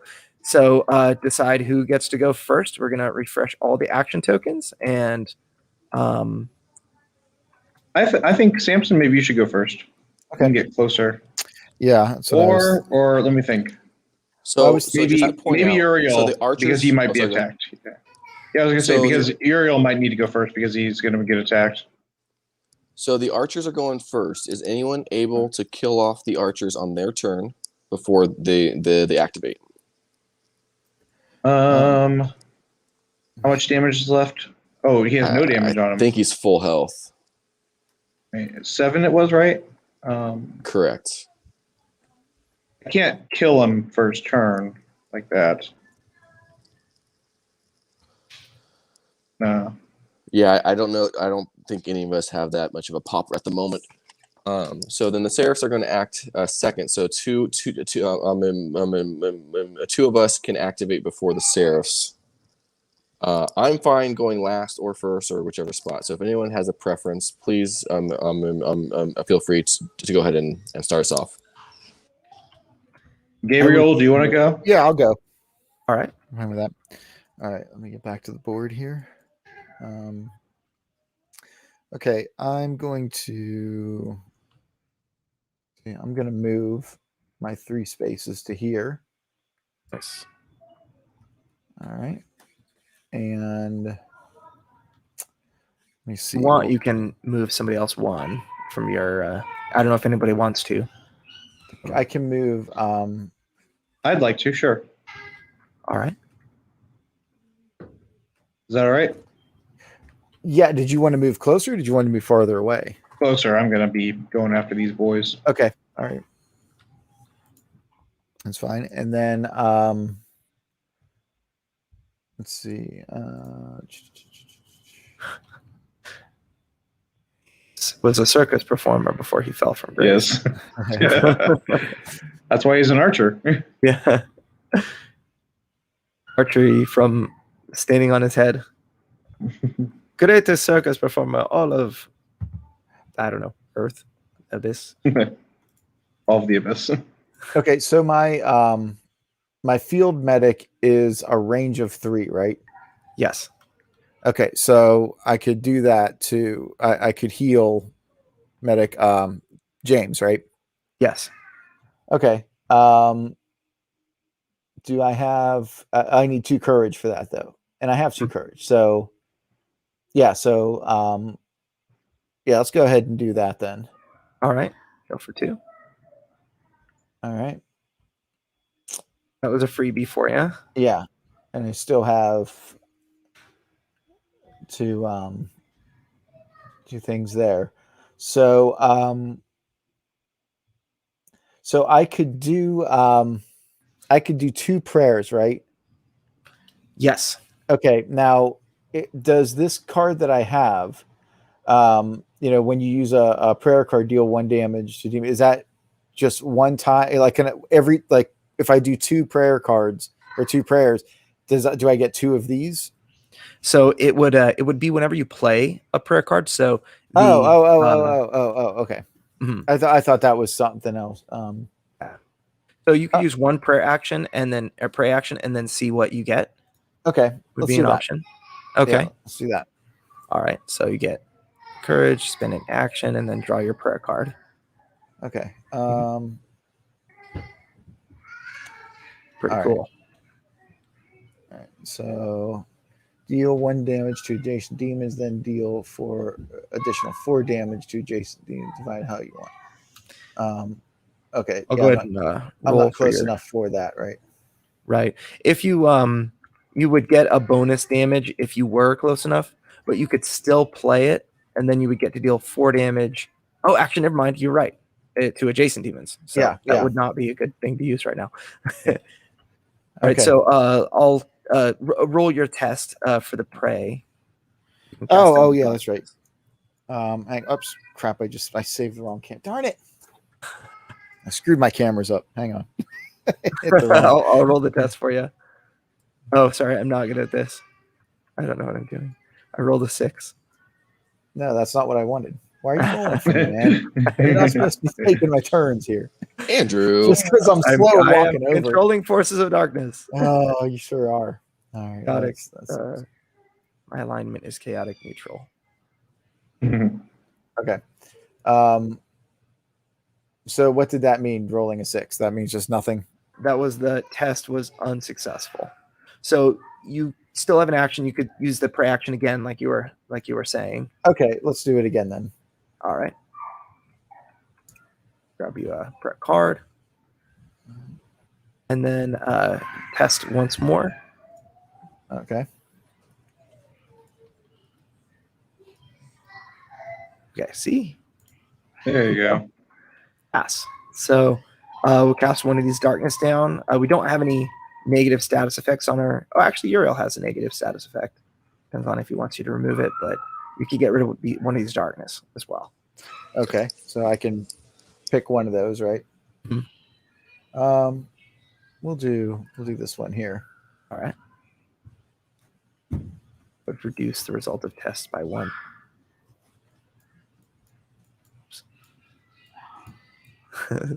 All right, so Gabriel's turn is over, and we have the Cruel Archer. First thing that happens, Azrael, you're taking 1 damage because of the black arrow, and we'll roll and see. All right. So he's doing that. Wow, they love their cruel or cursed shots. So Azrael, you're taking another 2. And you are cursed. Aw. Can I be both cursed and have blessed? Yes. So you just are going to heal when you pass a test, and you're going to take damage when you fail. And it's up I should have a total of. Real. I should have a total of 8, I think, right now, right? Yeah, I think one of your one of these got stacked somehow. Oh, there it is. There it is. Okay. All right. So it's up to you, Uriel. Okay, let's see here. The seraphs around me have a total of 3 health and 4 health left, I believe. So I'm going to start with a basic attack against the one who has 4 health left. He's going to be dealt. Oh, wait, it deals him 2 damage. Firebrand. Yes. If you notice, your firebrand is pretty awesome. Each adjacent. Oh my goodness! I totally thought that was a single. Okay, hold on. Rethinking this. I could just do that twice to pop them both up, both off. That's a great move. Yeah, so that's probably so. The darkness doing okay. That's up Now, to if you Azrael to wanted take to, care of. there's a lot of different options. There is a way to optimize your turn to do even more, if you so choose. But Yeah, I I think think that Firebrand is really good. the courage I'm going to save for the next fight. I think Okay. so. I start off buffed up for round 2. All right. So let's do the firebrand twice. Okay. Those are That's both gonna. of my actions. I believe the Seraphs are both now gone. Yep. And It then eliminates both. So we're yep, gonna get. and then I'll just do a scorch down to hit him for a single point of damage as well. The archer Nice. for a point of damage. Archer takes his first bit of damage. Okay, so Seraph is destroyed. We're gonna place him back into the abyss bag. Call it the abyss bag. So awesome. So now all of the angels and demons have acted. Oh no, Azrael actually. You are. I have not yet. Let's Yeah. act. That's excellent. Excellent. So if you can destroy that archer, you can end the round, and all that darkness will go away. All right. I'm All- gonna all face roll down for my hidden power. No. Oh, wait, don't I have a plus? You do. Yes, that's right there, just there. Oh, all right. Very So my next skill that uses courage will cost 1 less. All right. I'm right here, so I don't need to move anywhere really. Let's see.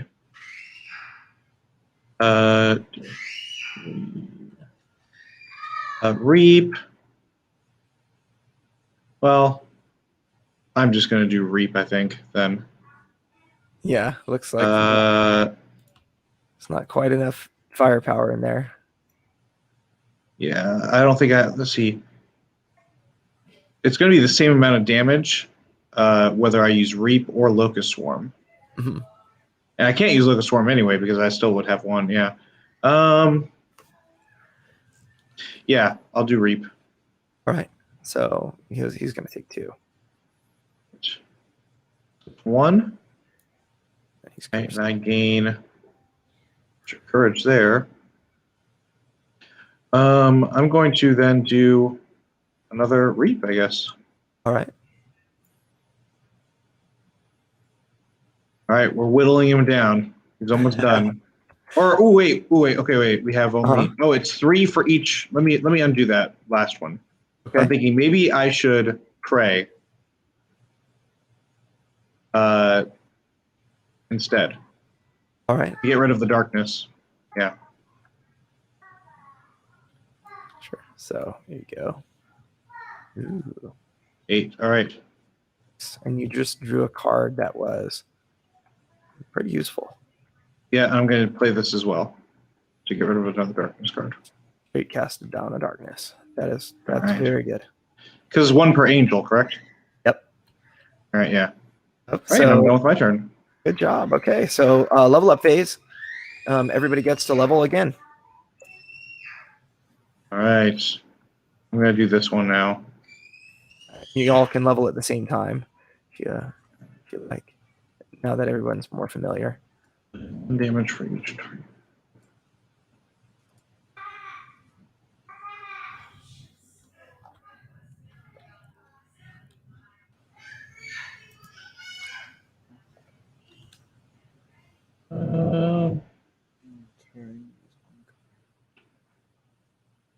All right, I think I'm gonna take the your shield discus skill is always a free action.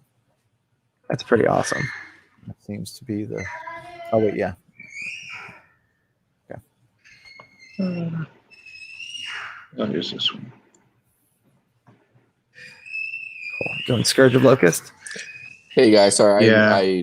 I got distracted for a moment. Are we doing a level up? Yes. Is that what I'm saying? Okay, cool.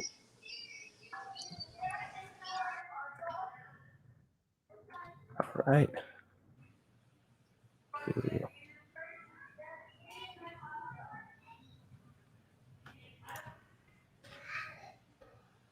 So looks like John's leveling right now. So let's get to the top of the darkness phase. We're gonna put one card per angel, and all the saints are protected. So that was a good final turn, Ezreal, to kind of keep that Thanks. that way. Now refresh action tokens and first player to act. You mind if I go, guys? No, go ahead. All right. I will do, let's see, it's 1 extra damage for that. If I do Locust one, let me first roll. All right. Oh, and I healed because of my, Oh, you were blessed. yeah. I healed 1 from last because of that. You also should have healed 1 for ending your turn on a space with light. And then I prayed 2. Oh, then do I get a heal for that also? I'm blessed. If you're... Oh, yeah, you should have Gabriel. Okay. Here we go. So I should have 3. 9. All right. 1, 2, 3, 4. And so that costs... All right, now it only costs 2. I'm going to use Locust Swarm on this guy. 3 damage. Jeez. Oh, no, I'm sorry. 2 damage. Okay, so let's... There we go. You want to finish? All right. 2 damage, and I heal 1. Nice. I'm down to 3. That was a And big then- swing for you. Yeah. And I'll just do Reap then. All right. Okay, so the battle ends. And so Cruel Archer's defeated. Get 2 Yay. experience for that. Oh, gotta move back down to 1. So there we go. Now, so the first thing is there are angels with actions remaining. So for both Samson and John, for each of those actions, you get to choose one of the following. You can either heal 2 damage, gain 1 courage, or draw 1 prayer card for each action. Okay. Mix them up or get two of each.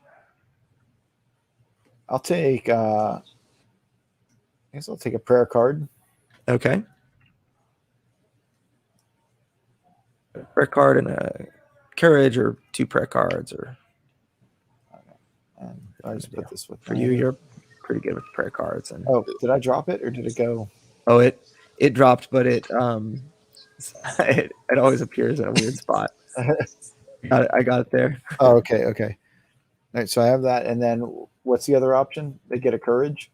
Yeah, you can get a courage, and the other option is heal 2 damage. I'll take the courage. Oh, the blesseds are taken off now? Yeah. So the blessed are removed. Your characters stay. All the status effects are removed. Any cursed or blessed that you have on you. The only thing that will stay is shield tokens, damage, or courage. Prayer cards will stay. Basic status effects are removed. So now we're going to get into the final battle. So we've got 1, 2, and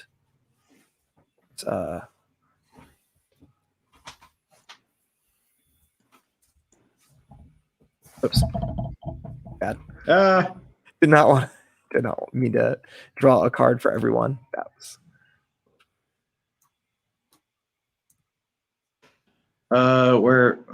where's the card drawn? Let's see. okay. So I just pulled a prince card to see what prince we're fighting. Okay. And okay, so we're gonna do a little bit of cleanup. Get rid of all these. Yeah. Cool. Put those there. And then Mary Poppins. I know. So these dice we can just set here. Okay. All right. So we have the same damage token. Where does it go to? Oh, I can just take it. It would go here. Okay. Okay. So now so I cleaned up the darkness cards. Any face down darkness cards would be removed. All the status effects are cleaned up, and you all gain a free level. So for Gabriel, for Gabriel, you'll have to draw Heavenly Treasure. For Azrael and John, you can pick Talents or Treasure. Oh, okay. So let me grab a treasure. All right. Yeah. So you can, if you want to, you can mouse over the Heavenly Treasure and press 2. It'll draw 2 cards. Okay. Press 2. Okay. Now you can choose between one of those. All right. Let's see here. 2. Wing feather for the chest or the So 4 damage. Ooh. amplifier helm. Hey Andrew, so the talent upgrade refiners a fire. It's always a free action now, but it's weaker. Is that what I'm reading? Correct.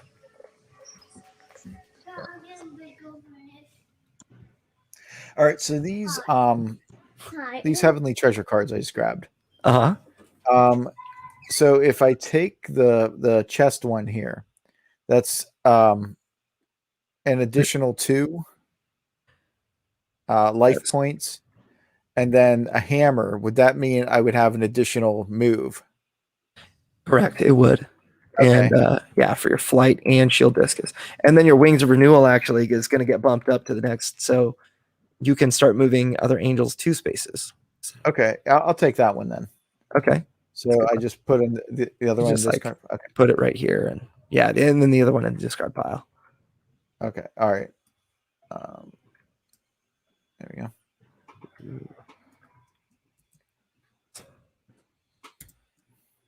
All right. Oh yeah, Grim Reaper. Wait, where'd that card go? Oh, this one's here. I just placed it kind of next to your. It disappears. Oh, it does. Yeah. Okay. There we go. Yeah. For some reason, right there, it disappeared. That's funny. It kind of gets hidden Like under the table. Yeah, it does. It falls through the table. That's I'll move it. I'll move it to like over here. Yeah. Yeah. Sometimes like on my camera it will look fine, but on yours it's like hidden. Oh. Okay. Welcome to the Matrix. All right, so we'll stage the next battle.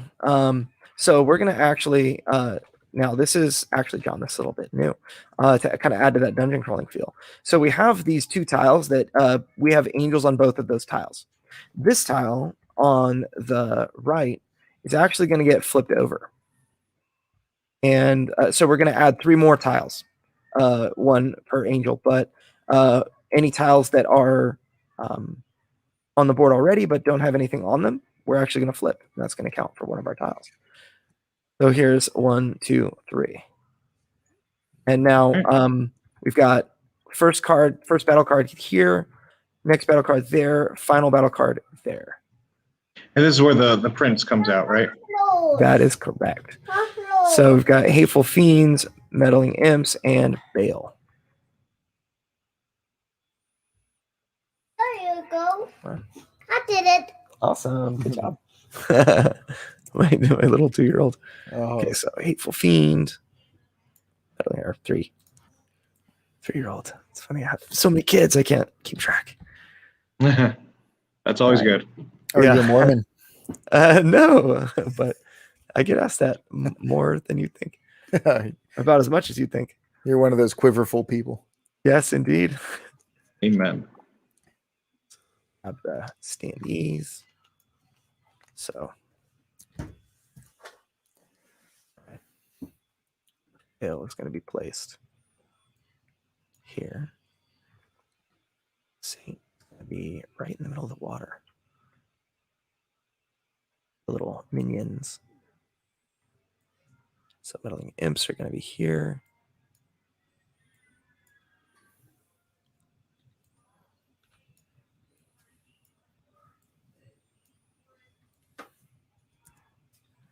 All right, and the Hateful Fiend.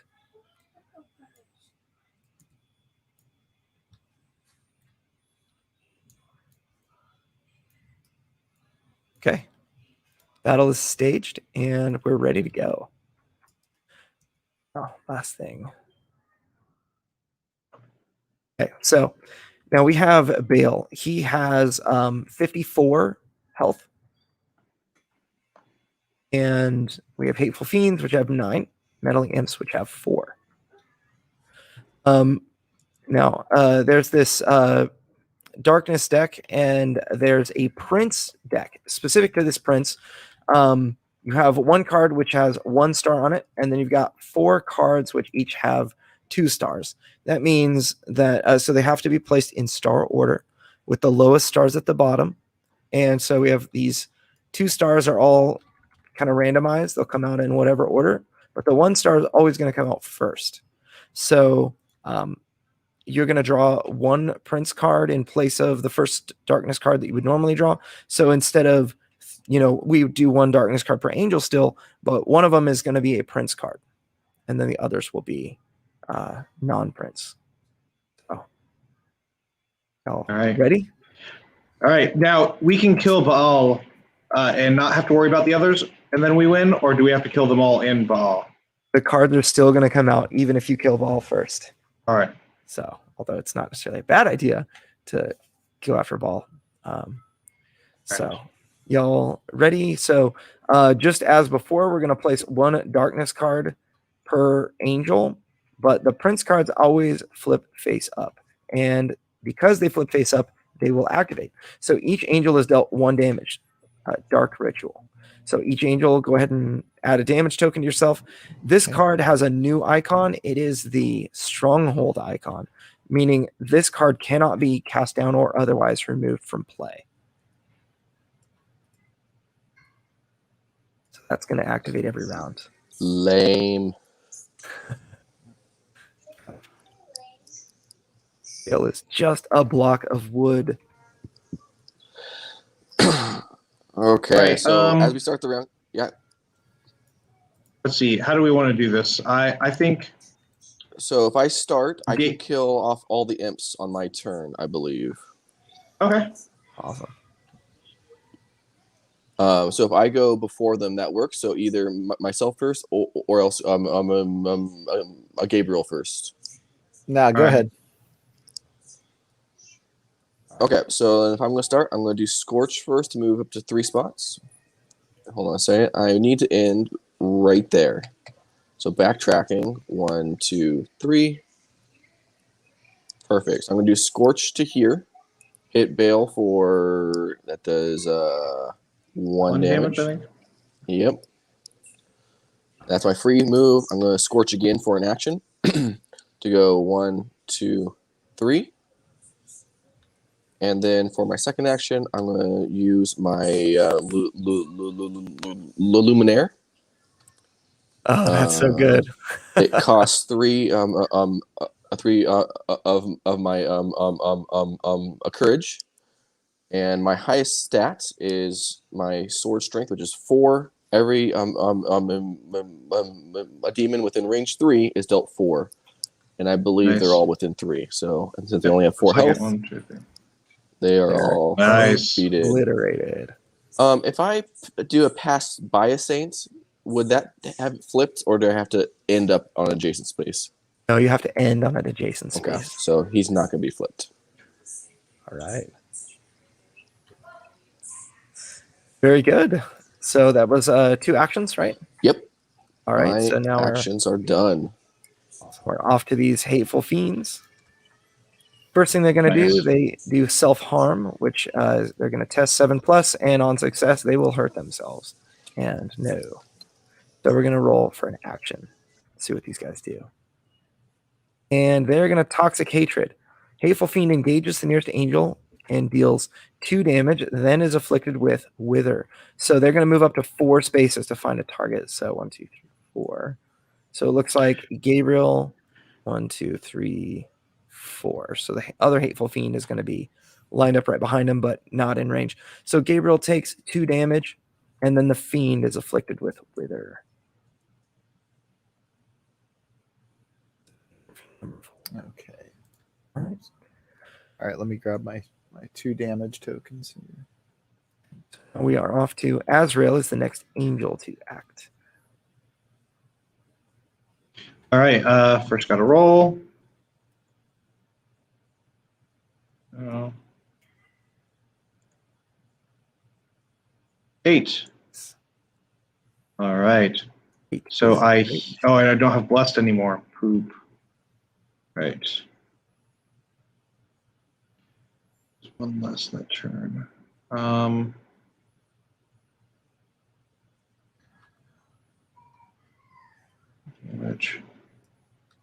You have damage on you, Gabriel? Oh, you have quite a bit of damage on you. Yeah, I have 6. All right. Oh, you want me to heal you? Oh, never mind. I'll let you guys play. No, you don't. I mean, you don't need to because I have. Don't I have all kinds of crap going on now with me? Yeah, you're at. So you have 16 health. Yeah. So I still have 10. All right. All right.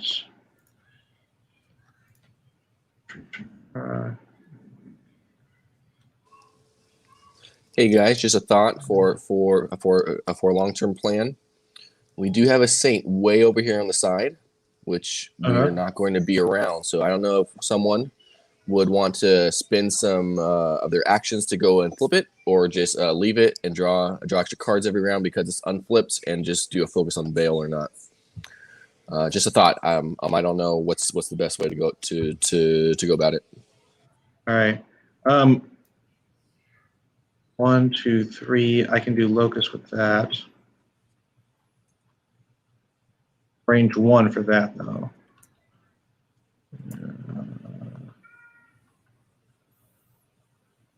I'm going to do Pray first, I think. Or wait, is it my next skill? Oh, that uses. Okay. I'm going to do Pray first. All right. Get a prayer card, draw 1. Got it. All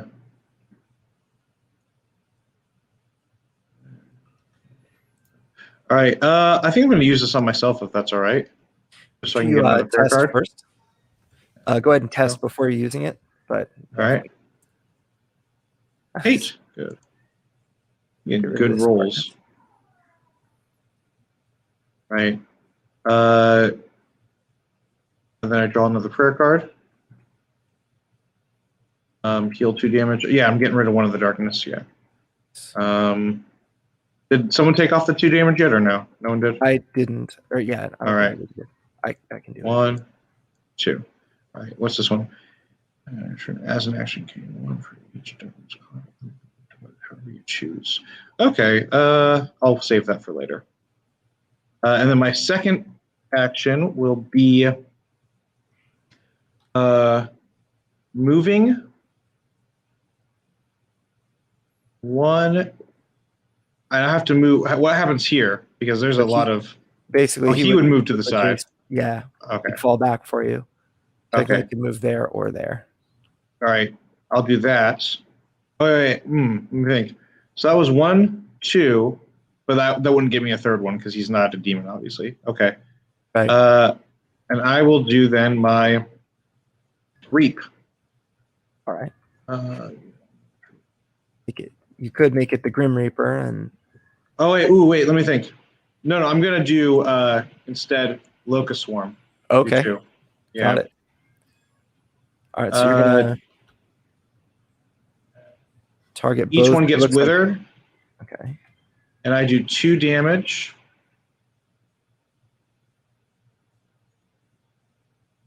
And then I heal 2 damage as well. Nice.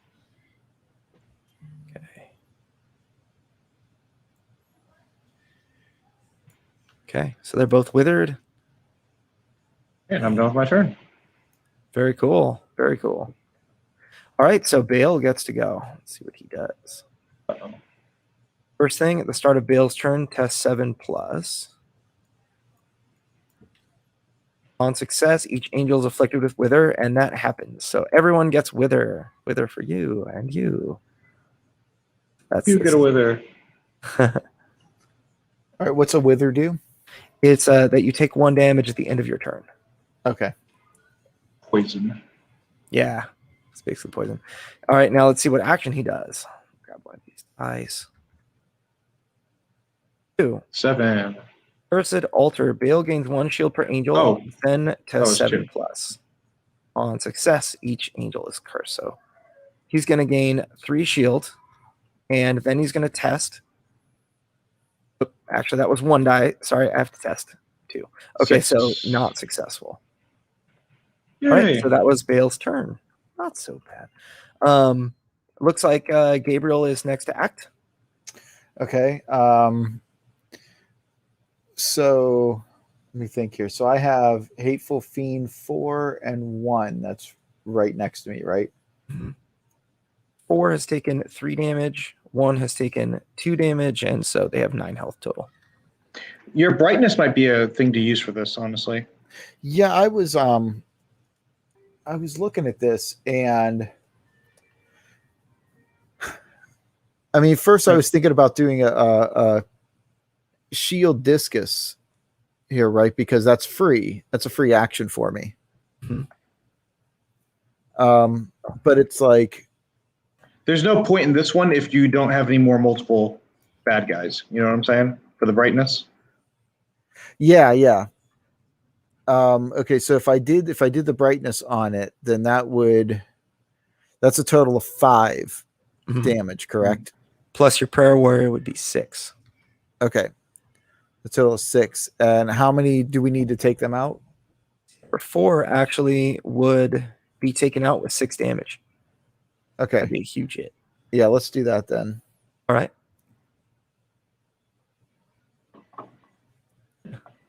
All right. So, You're gonna move into my spot then. You have to be adjacent. Yeah. Oh yeah, you would have to move. You could technically move here if you wanted. Well, he's Okay. got the red there. Well, he Oh, would he's just got go enough. 1, 2, 3. Oh, okay. I see what you're saying. yeah. Well, I have and I have 4 moves too if I wanted.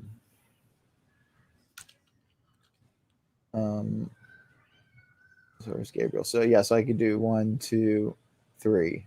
Oh, but you're not adjacent to both of them then. Does that mean that you can't really use it then? You still can. You would just attack 1. Okay. Okay, which one's the lowest one? It's the fiend number 4. All right, then I'll move here, and then I'll attack that one. Okay. So as part of the move, if I can, I'll take your extra move, your 2 that you, or just 1 is all I need. I can move here adjacent to a saint to have it flip. Yeah, sure. I guess so. Unless you want me to, unless I could move over 1 and then do that Hateful Fiend 1. I could lay some hits on him. Right. So as part of flight, your upgrade. So as part of the movement, can't you also?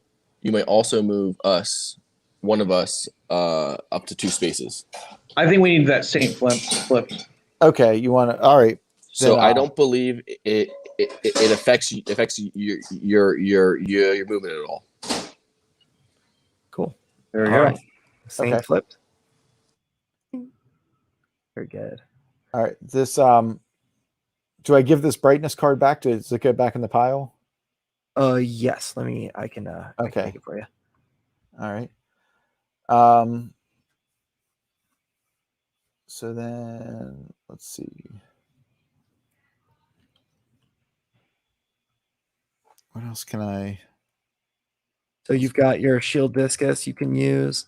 You've got bring the thunder, which would be pretty good. So in theory, if you use your shield discus, Yeah. you would hit for, what is that? 4 damage guaranteed. You could bring that to 6 guaranteed. And your prayer warrior would deal an additional damage. So that would be, because you played a prayer card, that would be enough to finish the other hateful fiend. Okay. Well, let's do that then. Okay. So you shield discus spends that courage. So I guess if you wanted to roll the dice, Okay, No. so test unsuccessful. So you're going to deal 4 damage, so 3 plus 1. So you would need to add this, and you will deal 2 more damage. But just by playing it, you're going to deal damage because of your prayer warrior now. Okay. So that's lethal, All right. Do that up. right? And then I keep that card, right? yeah, if you would test in order to see if you keep it. Okay. If you test well, then you do. Yeah, let's try. That's a huge turn, Gabriel. There we go. So I got a 10. So I keep the Okay. card, right? Keep the card. Okay. And I still have another move here, right? Yes, you have one more action left. One more action. Yes, one more action. Yeah. Okay. And so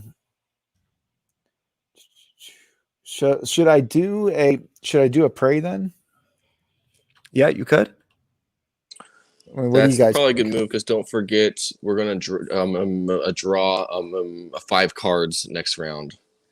Okay. 3 for us and 2 2 saints are oppressed right now. Okay. Well then let's do that. Let's do a prey there. Let me open this. So Actually, 1 second. yeah, so I take that courage off, right?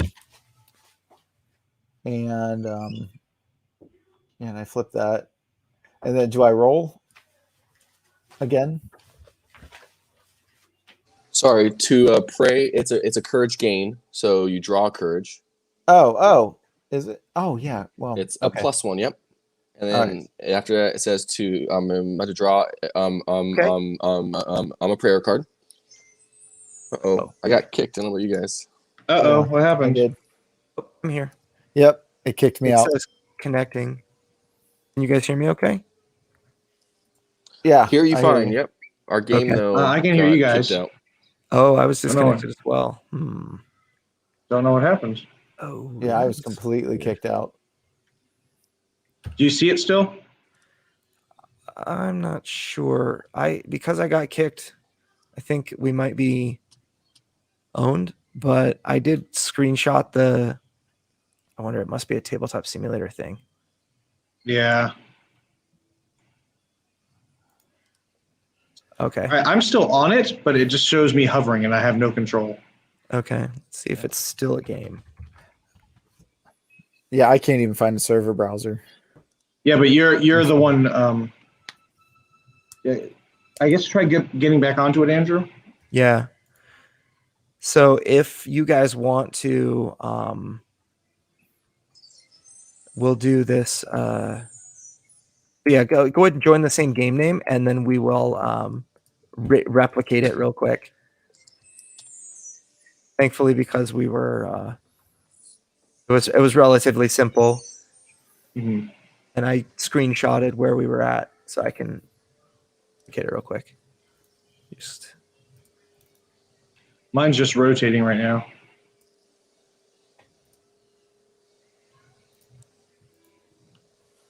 Game name Deliverance, password 777. Cool. Got it.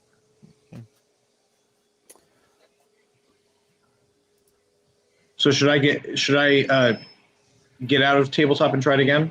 Yeah, I would try that. Okay.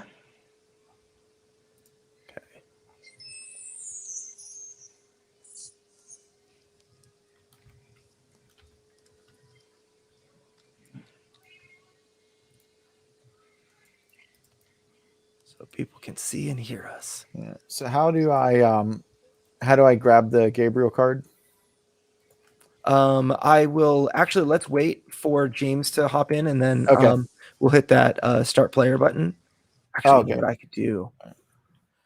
Here, I'll play James's color real quick, and then we'll start the game, and we can pick our characters. Okay.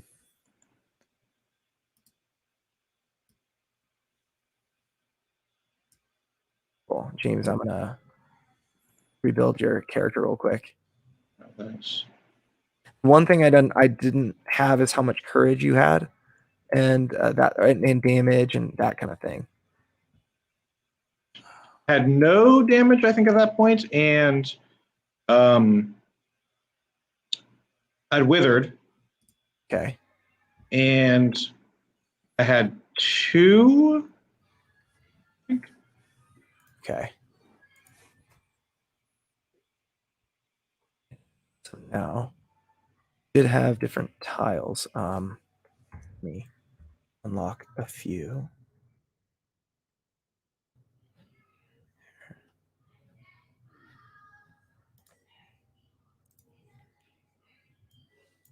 So we had this tile. And then I had the helmet of salvation. Should I look through this? Should I search? Yes. Yeah. Go ahead and search through the Heavenly Treasure deck for your tile or for your cards here. No, it's not showing. Uh,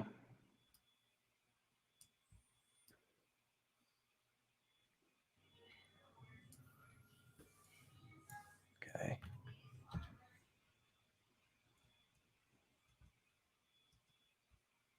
And let me grab.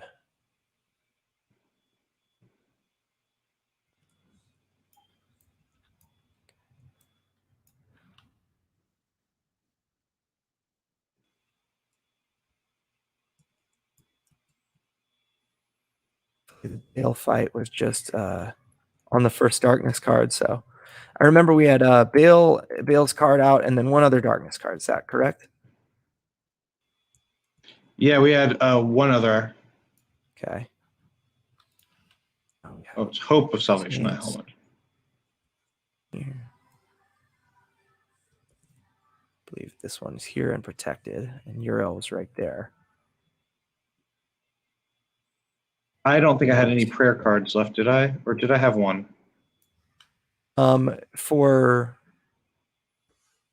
actually, I don't think you had any. Yeah. Let's see. Samson, I remember you had a couple as well. So let's find. I remember you had a card called Lion's Roar.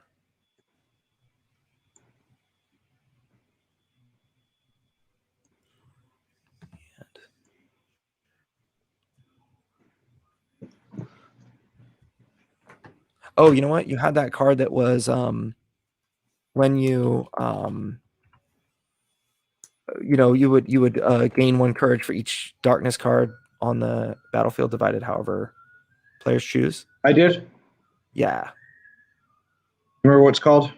I do. I'll find it for you. Okay. Restraining the darkness. And we need all set up. We're That's weird. It's there, I think. Okay. Oh, yeah. So restraining the darkness. John, if you want to grab it, it's card number 33. Oh, actually, it's out. I must have grabbed it. Then the ones that are left. We have Bring the Thunder, which is card number 38. Not sure why I can't grab it.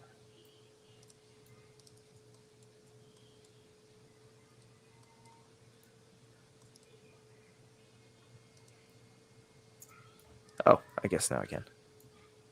Cool. And then we had Lion's Roar. And that was, I think, all of the stuff we needed, aside from Bale had 1 card and 3 shield on him. 1 damage too, I think. Yeah, you're right.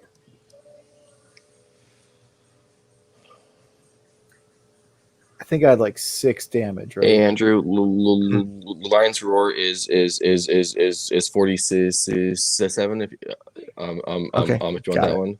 And I had Perfect. the cup a cup of Elijah, which is like 52. Cool. Got it.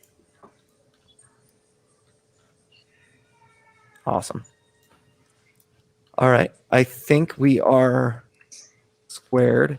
I had- forget what the talents were that I had. See, I think I remember them. Wings of Renewal, right there.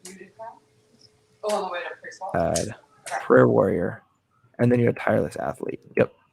Okay, and then I had a what was the treasure card? Was the Oh yes, that Heavenly was it was the breastplate, right? the Warden's Cloak. Yeah, because it had the 2 health and the 1 hammer. Yeah, there you go. No, it was I guess it's the same thing, but it was the gold one, the fleece looking. Oh, thing, got it. but That's right. I don't know if that matters or not. I mean, it's the same stats, right? I think you're right. Let me see, I can find it though. And where's Azrael? Feather. Should be, I think, right up there. Oh yeah. Awesome. All right. Looks like we have everything squared, and so we were just about to. So we were just about to end our turn. Gabriel just spent his last action obliterating all the hateful fiends and making it easier for us to replicate the game. Yeah, and then I was going to do a prayer. And I think that's where it got stuck at. So That's right, because we had that 1 darkness card left. yeah. Don't forget your action tokens. Yeah. Okay. So yeah, so I was All right. all right. So what happens whenever I do a prayer? So you're gonna gain a courage, draw a prayer card. I got that courage already. I was in the process of bringing the courage over when the game glitched. I So got it. All right. So you're gonna draw a prayer card. I'll place one into. Whoops. I just uphold the weak. And roll 2 dice to see what the result of that test is. The pray test. Ooh. Interference on the dice bag. All right. So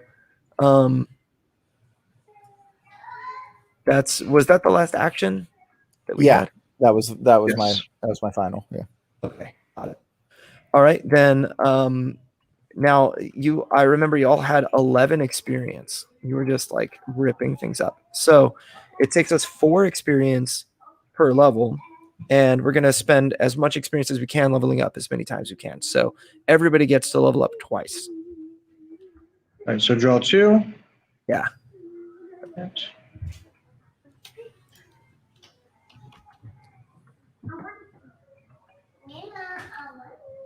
Oh yeah, definitely gonna do this one. And then I do it again. That's correct.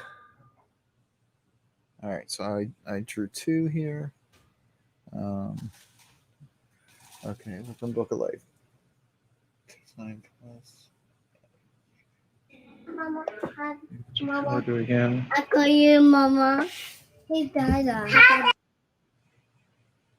All right. All right. All right. I'm gonna take this one here. And How much does shield protect you?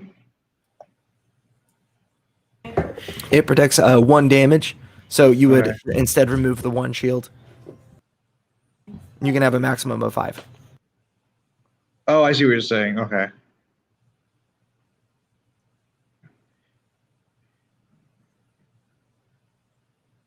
Yeah, I'm gonna do this one. I think it's clear. That one's better. Yep.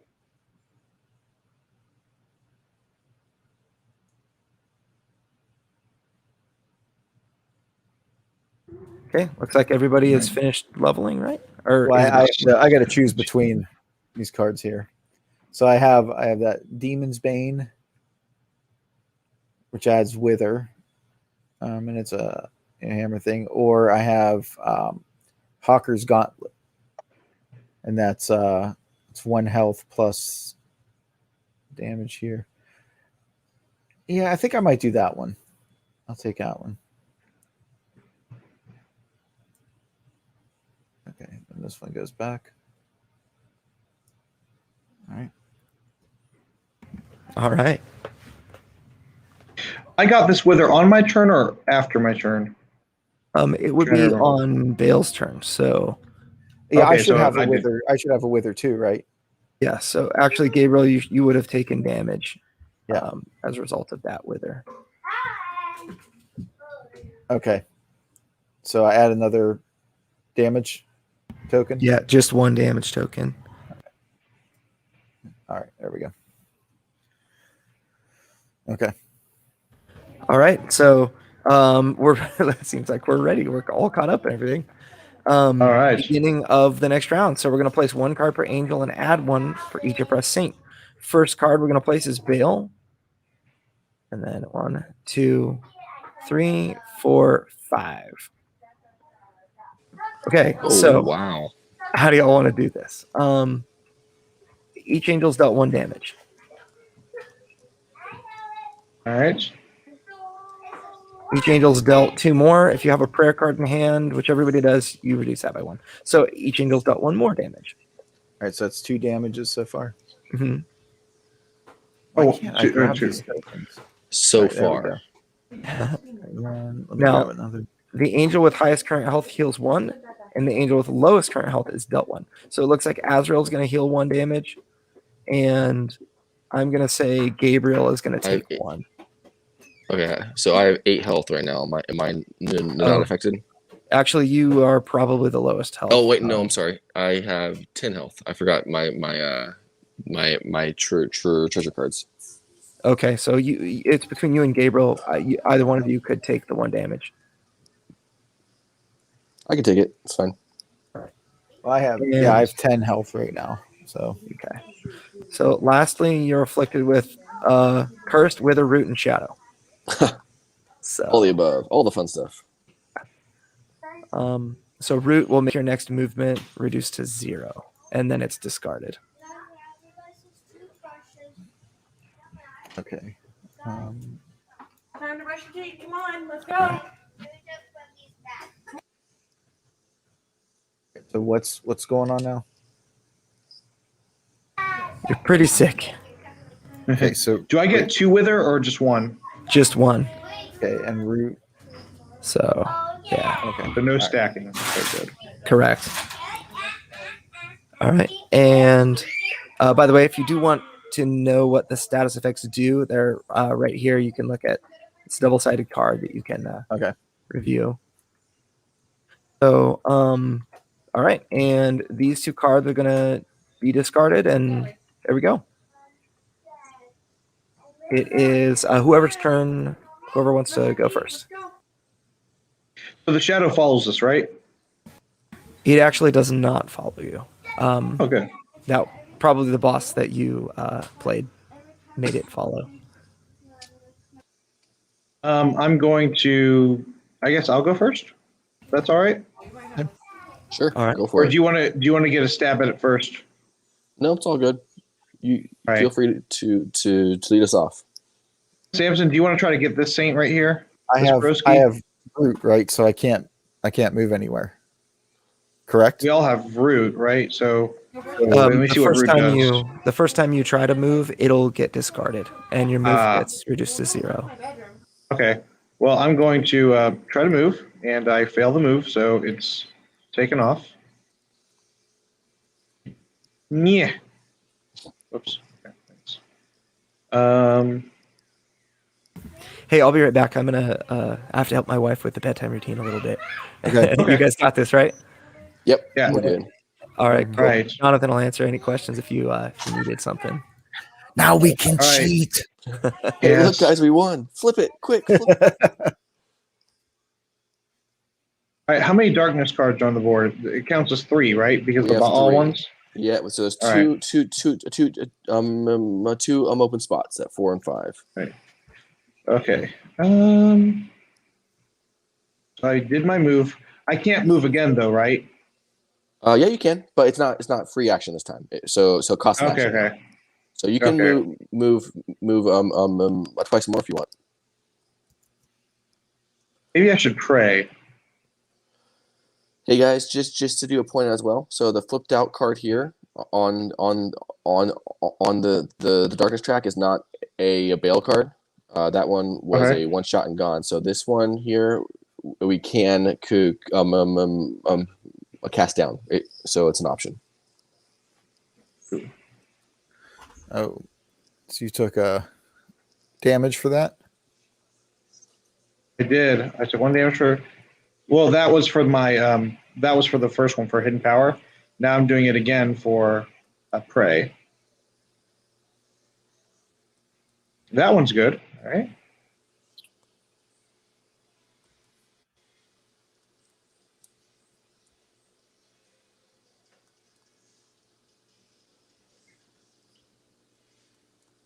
Ooh. I'm gonna keep those right now. I think we're gonna move again because there's not much else I can do. A test yet on that or not? Right. So you prayed. I prayed, yeah. And you did. Oh, test I for gotta it? get rid of one of these. Yeah, I did. Yeah.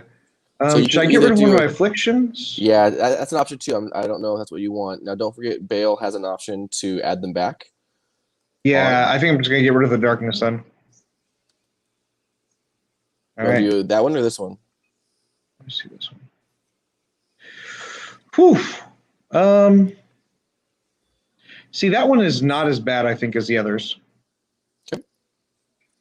Yeah, I'm gonna get rid of this one.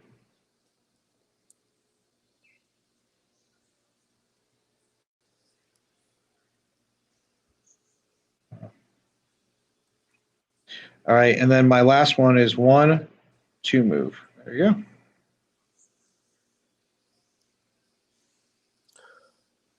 Okay, cool. So Bale is up next. Ball or Bale? Baal. Oh, yeah. Okay, so Ball's up next. He's going to do his first test, worship, and we shall see what it does. It is a 4, and that fails, I believe. So nothing Yep. happens. So the Ball. withers is there on you. So if you haven't yet, it's a damage as well for that. Oh, yep. Thank you. So then Ball is going to do his action, and he's going to get a 6. 7. Oh, one die. Okay. Oh yeah, so on his action, it's just the one die. This is the one I rolled. So he rolls a 6. Yeah, I saw this next to it. That's why I thought. Yeah. So doctrine. So doctrine of the demons. Put a prince card into play face up. Oh joy! One of That these. card it contains lightning. It activates now. So that's one of these cards. Is that Yep. from his deck there? Perfect. Comes Yep. into play face up. Each player must And it discard activates one now. prayer card and one boon from each angel on the angel list. All right. Okay. So we lose a prayer card and we lose a boon if we have any. What's a boon? Boon are the good things like blessed or swift or empower. Basically, the top half of the card right here. I don't think. John, then which one do you we think I have- should get rid of? Of which one? So prayer cards. Yeah. Angels gain a courage for each darkness card on the board. It's not too bad. Each angel may move up to 3 spaces. Afterwards, each angel may. The spaces movement might help you both in the future, especially if someone is going to the saint. It gives you extra movement to come back. So that might be good. Balls cards seem to be going away. For example, this one is activating and goes away now. So we don't have a lot of the darkness cards out on the board long term at the moment. So in our case, so usually I like to say the darkness one, but in our case, maybe the movement one is a better card for us in this game. For the angels, you guys to get back over at ball. Yep. Opinion wise, so feel free. I was thinking that too. Gabe, how about you? Okay, How's well, it going over here?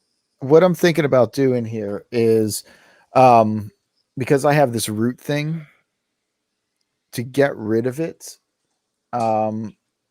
It's like if I wanted to do a movement, right? Mhm. I can't. Well, you would do a movement action, whether it's a free action or a cost an action first, Okay. and it's just a movement of a 0. 0. Okay. And So then it's gone after that, so you can do a movement again after that. Okay, so I can do my my Wings of Renewal, right? And then that takes that away. So this is not actually an action. So this arrow up means it upgrades an action, existing action. In this case, okay. it upgrades the flight action. So you would actually do the flight action here, and then this helps out with it. So you do the flight action, and this also adds on to it. Does that make sense? Okay.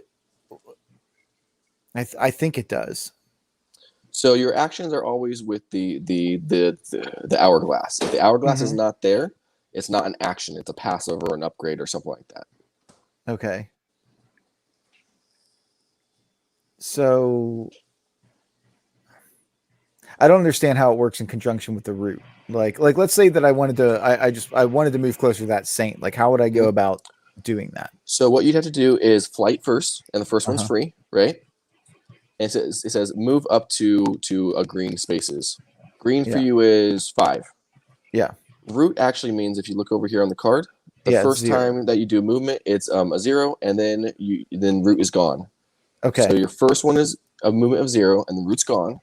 And if you do an action now for flight again, you can actually now move the full 5. Oh, okay, but it costs me. Yeah, but at that point, it costs an action. Okay, well, let's do that then. Okay. And I'll flip that. So. Okay, so the first one free, root's gone. I'll move that off to the side for you. Okay. Second one, you can now move. Now, a question for Andrew. In your case, is an edge case. Does the 0 also affect this on the root movement? And I don't know if that's what's the answer for that or not. I don't know. So should I move or not? For you, so that would not affect you. That would affect us. For example, sorry, misclicked there. When you do this, you can move us, right? Yeah. Now I still have a root over here. If you move me, I try and move. I can't move, but my root is now gone. Does that make sense? Okay. Yeah. Okay, so right now, so I can move like 1, 2, 3, 4, 5 right on top of the saint. Well, don't forget there's a wall here.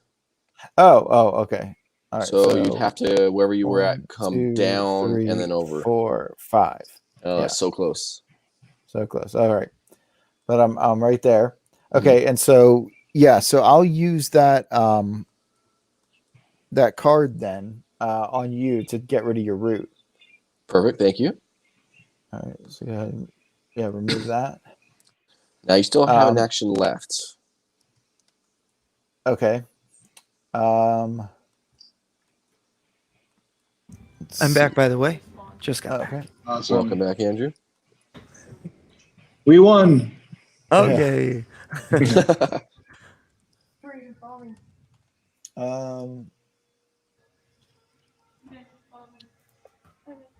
So all right, so I guess I could just like you think it would be better for me to do a pray? Is your goal to get the saint flipped this turn, or do some other action to help us in the long term as well? So pray could also. If you do a flight again as a third action or second action that you use, first one's a free action, you can then move adjacent or on it to get it flipped. Oh, okay. Well, yeah, let's do that then. So I'll do that, and get back to the board here. I would recommend landing here, I think. All right, so I get 1, 2, 3, 4, 5. Think. That's awesome. That works. Okay. And so then that's that. Now because I have Wither, I take a damage for that, correct? Well, at the end of your turn, you will. Yeah. Yeah. Well, I've used all my. Okay. Then yeah. My things and everything and stuff, and so. Okay. Now, also, you could, because you moved, you could move someone else, right? Already did that, though. For your first flight, So every time a flight's in action, it activates again. Oh, it does. Mhm. Oh, okay. Well then, yeah. Well, who wants to move then? I'll do it. Awesome. Yeah, go ahead. All right. And Hey. that's a 2 move or a 1 move? Like a 2 space or a 1 space? I It's believe that'll be at 2 space. yes. What two space? Mhm. Yeah. Hey Nice. Andrew, a question since you're on the call right now. Sorry, the first time Yeah. he did flight for free, he had root. Does root also affect the upgrade? It would. Well, It would? so, but it would affect whoever is trying to move. Correct. Okay, so the first flight he can't move, and the upgrade does not allow movement either because of root. Perfect. Correct. But the upgrade would cause root basically to be removed on another angel. Yes, that's what we did on me. We moved me, quote unquote, moved, and then my Uh-huh. root is now gone. Awesome. My chains are gone. Okay. I've been set free. And I think that's it for me then, right? Cool. Yeah. Awesome. And ball is already done. He went before you, Gabriel. Yeah. So I am up next. I think. Wait. Yes, I He think doesn't I'm up attack next. twice, does he? No. Correct. He activates 1 time per round. Okay. So I will do my scorch. 1, 2, 3, 4. Just past him there. And I deal him 1 damage. 1 shield off. Yeah, I got rid of 1 shield.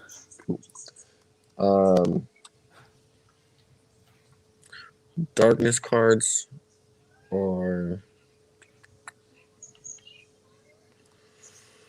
I will do a firebrand. Oh no, sorry. I'm going to use a prayer card. I'm going to preach a little bit. All right. To cast down a darkness card, and each angel gains blessed. Okay. Prideful heart. Second action, I'm going to move again with a scorch to get this saint flipped. What does the blessed do? Whenever you pass a test, you heal 1 damage. Okay. Do those stack?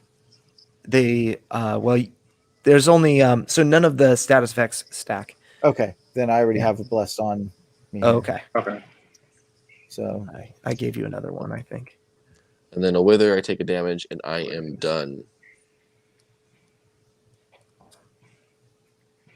So Azrael, I refreshed your action tokens. I'm not sure if you acted first or not. I did. Okay, got it. Okay, so you did gain enough experience to level, so everyone gets to level 1 more time. Right. That's all you get.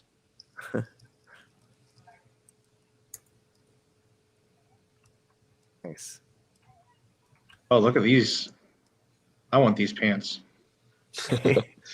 They are the best. They are awesome. Have you ever read Wheel of Time? I need to. I know I Okay. haven't. I need to. It's kind of a play on one of the characters from Wheel of Time. Nice. what does adding light to your space do? It so right now there's shadow. In on the map, it would either put status effects called light under you, which heals you for 1 damage at the end of your turn, or shadow, or make a shadow turn into light. So if you ever needed that, All right. So what's the downfall of having the shadows on the board? they would just hurt you if you stood in that space. Okay, that's it. Yeah. Okay. All right. Yeah, your Swift Strike Gauntlet is probably your item Yeah. of choice. I'll take that off. Get there. Okay. Guess you're gonna fly a lot. That's awesome. Your flight is +1 now. So you get to now move angels up to 3 spaces with your Wings of Renewal, and you get to move 6. So yeah, you're basically You coasting can go across across the board. Where's my other one? I didn't choose yet, actually. Did someone discard it? Oh, I did. All Let right. me. There Yeah. it is. My bad. Did Oh, we no worries. just were we just picking one or were we picking two? You're only able to pick one. Okay, all right. Draw 2, choose 1. This is Ooh, a tough one. unusual damage, and then that one does it. You're kind of the Here. Reaper. That Oh. Flaming Saber will help you with Reap, but the other will help you with Wither with your Locust Swarm. Yeah, debating. This one also helps with health. I'm Yeah. not necessarily wanting to. Maybe I could gain one more action. Let's see. All right, if I do this, I gain one more action. That means I'm still doing. I'm doing another 4 damage with that. Mm-hmm. Yeah. At the moment, I mean, Hidden Power will help that as well. It'll make it cost True. 1, so you could Reap. And Yeah, I'm going to use that one. okay, that's a pretty powerful combination for you right now. Amazing. What does the sword icon mean on? For Gabriel, that is healing. Okay. So it would benefit his field medic skill. Okay. All right. So now we are at the top of the round. We're gonna draw 1 darkness card per angel. Looks like all of them have been, or all of the saints have been flipped, right? Is that Gotta save correct? them all. Gotta save them all. I think so. Yeah, Yeah. that's right. All right. Oops. So you guys didn't see that. And now each angel is dealt 2 damage. 2? It's dealt 2. 1 and 1, Oh, right? because it's 2 Yeah, of 1 and each. Yeah. 1. Okay. Mm-hmm. All right. And first player gets to act. Who wants to be first? So if Gabriel goes before Azrael, he can help you. You get closer, but you're close enough. I don't think it's a factor, right? I can go first. I'll play this and get us all closer. Cool. Does that sound good? Mm-hmm. All right. Sure. I'll go first then. All right. That will be my first action. Sorry. So each of us can move up to 3, and we 2, get a shield for each adjacent angel or saint. 3. Yes. 1, 2, 3. So we'll both be next to each other for that. Okay. 1. Are you there? Mm-hmm. Okay. Yeah. Then I'll move closer to you, so we each get a shield. Mm-hmm. Awesome. And then Gabriel can move. It's right here. Right. All right. What's going on now? I moved 3. Uh-huh. Okay, so what, 1? And I'll just help him get closer. Okay. All right. My second action, or my free action, is going to be 1, 2. Right there. My free action, and then I needed to roll too. Where are the dice right here?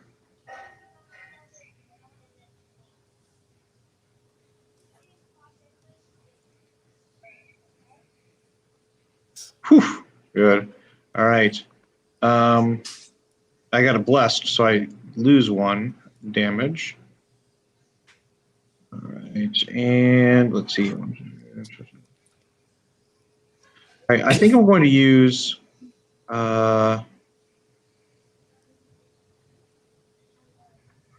Let me use Locust Swarm. Oh, let me think. What if I do Reap? I first pay the 2 though for Reap, or now it's just 1. Mm-hmm. Sorry. Actually, no, it would be 0. that's a +1. That's a +1 on read. No, I'm sorry. I'm thinking of doing this, gaining 1 action, but I'm combining the 2. But that doesn't count as an action, does it? Yeah. Right. I'm gaining 1 action. There you go. Okay. And I'm going to do Reap twice. Well, you did the. Okay, gotcha. Okay. So Or should I just do weep? All right, let me think about this. I'll do reap once, definitely. and you're now at 3. So that deals courage, 2, right? 3, 4. That's 4 damage. Yeah, I'm at 2 courage. I'm now at 2 courage. I'm debating if I should use. Okay, I can't use that one. Yeah, I'll do it again. All right. So 8 damage total. You can. So did you pay this cost to do it a second time? I did. Yes. Okay. Perfect. It's a. Cool. Oh, actually, he had 2 shield on him, so pull these 2 Andrew, off. does this count as a skill? It does. Because you can do a test here to see if it costs less. That's what he. I did that at the beginning. Oh, that was your test? I thought you did the test for something else. Oh, okay, never mind. Sorry, ignore me.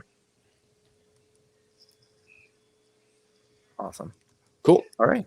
So up to Bale. So actually, I flipped his stuff. All right. So we're gonna test to see what he does, and it's a 5, so unsuccessful. And we'll roll for his action. It is a 4. Wait, really quick. Sorry, you did a reap on him. Oh yeah, he should be cursed. He's now So he should have taken a cursed. damage, huh? Yeah. Okay. All right, so now he's going to do a 4. So we're going to add an unclean spirit to the battle. Adjacent to him. Yeah. So here, or here, or here. Awesome. All right, and I will grab the card. All right. So that's all he's going to do. Up to Gabriel. All right. Let's see here. I think we need to pray to get rid of these things too. Don't forget that. I should have done that.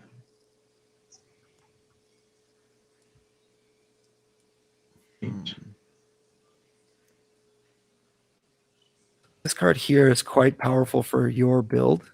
Empower, just so you know, adds 1 bonus damage to your skill. So it's going to do. Okay. It's going to cause all your skills to hit harder. Wait, say that again. So you have this card called Lion's Roar. Yeah. It costs an action, but you gain 2 courage and empower. It would allow you to you would gain the empower boon, which adds 1 to damage that you deal. And because your tireless athlete makes your shield discus a free action, that's basically just straight adding damage, like a bunch of damage to your. Okay. If you wanted to do that.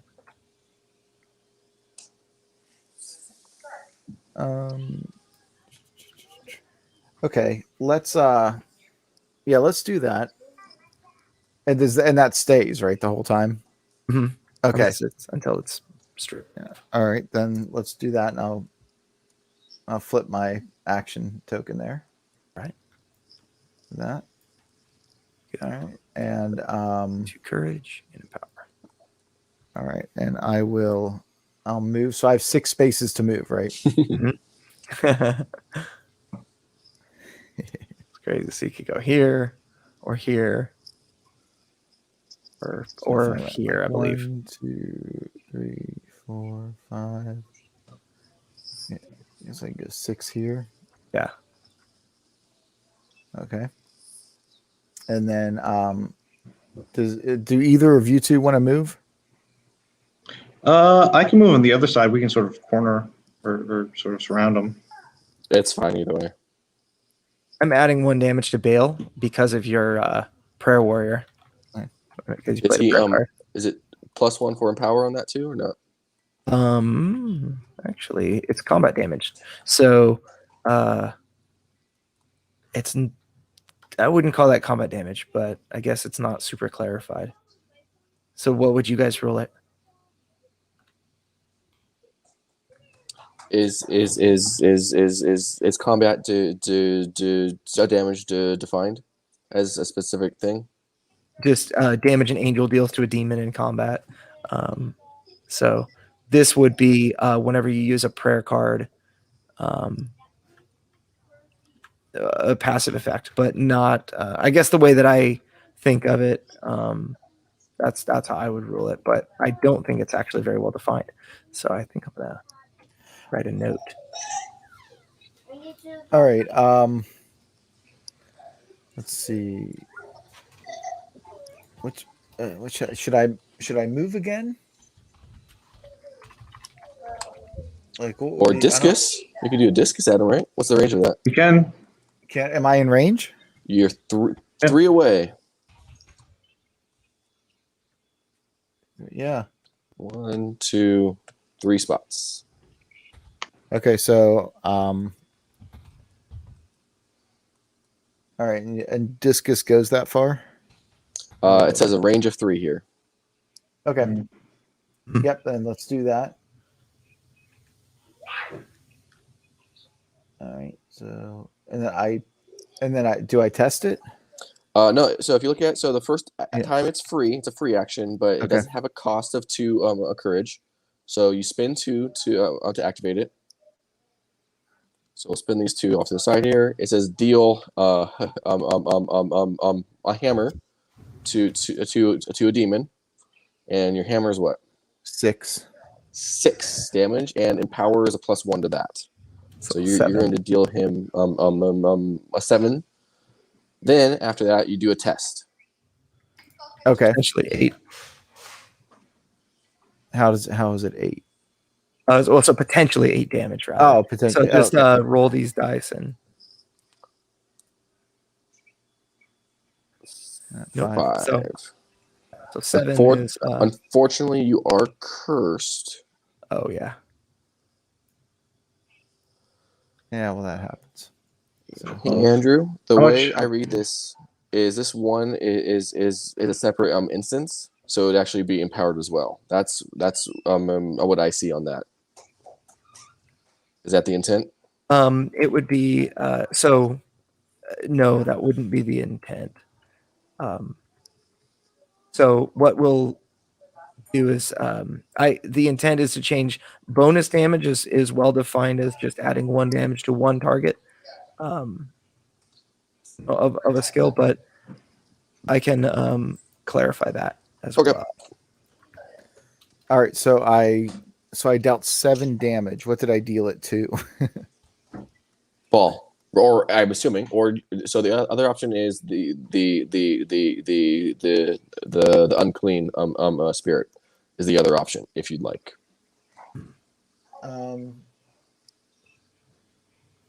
Unclean spirit has 9. What do you guys think? I mean, I would say punch bail, okay. unless you can drop the unclean spirit. I don't think we're. Which we could I could do a 9 damage. hit against them or something like that. Well, because I can do I can do another Discus, yeah. discus, right? You could. Yeah. I would say let's Yeah, do let's it both do at it. ball. Yeah. Okay. I'm gonna swing at ball. Yeah. So then I flip the chip, right? Because this time it's a. No, actually, because you're tireless athlete. Oh, okay. Always a freebie. All right. So what, hit him again with another 7? Oh wow. Yeah. Plus potentially Maybe. more if you roll well. All right. I'll take it. 8. All right. So that's 15 8 damage and another action left. It's a powerful build. So what's the limit then on the shield discus? Can he only play it twice then? Is that how that works? Tireless athlete makes it so that it's Well, always a free action. So he yeah, can it's So just if the costing me courage is courage. there, Courage. it's nonstop. The problem is the Yep. courage. Oh, Now, it's the courage. Okay, that's Yeah. the limit. Okay. Okay. So just to do a callback, you have a prayer card here if you want to add on to that one of the attacks. yeah, I Right? might as In well. theory, he could have done on the first one if he tested and done it on the next one again, right? Well, that's only if he defeats If it's a demon. death blow. Yeah. Yeah. Oh, defeated. Never mind. But Yeah. yeah, you'll have a +2 if you like. Oh, you could have use the +2 on the spirit then. Yeah.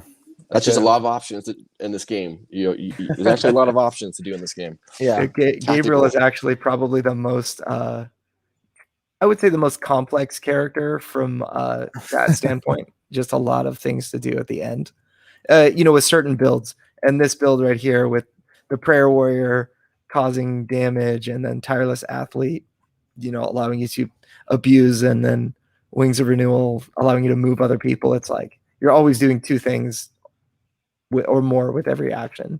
Yeah. Okay. So should I? Should I move? You have any free actions you have? We do want to try to get rid of these darkness cards too. Sure. Praying would be good for you. Okay, then let's do that. I'll flip the thing here. Okay. All right, Rushing Wind. Choose any 3 connected spaces, demons in or adjacent any of these. I don't understand what that means. So they're basically, you could use it, and Bale and the Unclean Spirit would be dealt 2 damage. And you could move them if you wanted, but I don't know that you'll need to. Okay, well, I can use it now, right? Yeah, totally. Okay, well, then let's do that now. All right. So then this goes back to the pile. Spirit of Ruin. Yeah. Okay. Oh. Damage here to Unclean Spirit for 3. Add cool. So Bale's taken 26. Unclean Spirit's taken 2. And I'm going to add a bonus damage to Bale from that Prayer Warrior. Okay. So that's all the actions we've used. We've used all the actions. Yeah, I think I'm done there. Okay. Let's see. You did. Do you want to bring the thunder too? I mean, the more we use it, the better. It would just extinguish, but he could do it. The worst that would happen is extinguish, but if you keep using it and it keeps doing it, it'll stack up. You know what I'm saying? Well, that's only when a demon's defeated. Yeah, it's only when it's defeated. So it goes back. Okay. If it's not, yeah. Oh, I see what you're saying. Okay. Yeah. So we could though have the plan that next round Gabriel goes first and does a discus on the spirit to kill it off. Mm-hmm. Yeah. Which would then allow it to have a chance to come back. Yeah, cool. So okay, yeah. So I guess I'm declaring done. Okay. All right. So we're at the top of the next round. I'm actually still up. Actually, I don't think I've gone yet. So they were flipped down, but that was from the previous round. I could use the little reverence room, so you have to excuse me for a minute. All right. Did he fail on his roll? Okay, he did. Looks like. Mm-hmm. Did the spirit move? Yeah, because I moved it 1 because of Rushing Wind. It was a good opportunity. Sorry, what's that from? Rushing Wind? Yeah, this prayer card right here. Oh, cool. Okay, perfect. That helps me out a lot. So then I will do a Scorch here. Deal them each 1 damage.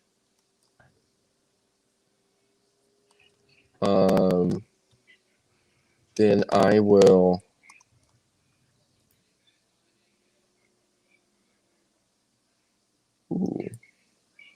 I will do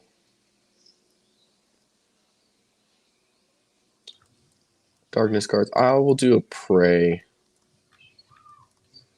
first.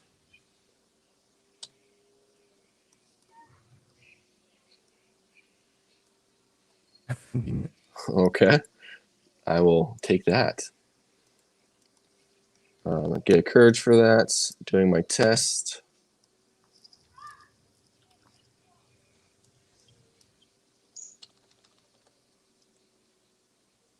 Seven. Nice. Bless, so I heal 1. Get rid of one of these darkness or yeah. I will get rid of one of the darkness cards. It's filling up fast with the stronghold cards. All right. Okay, that is going to give me something else. What I want to do, we will.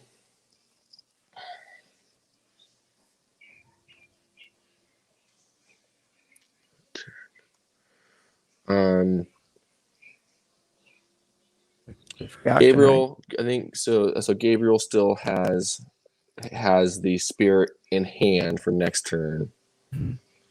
Actually, maybe I should just help him out. So I will go ahead and do a crucible.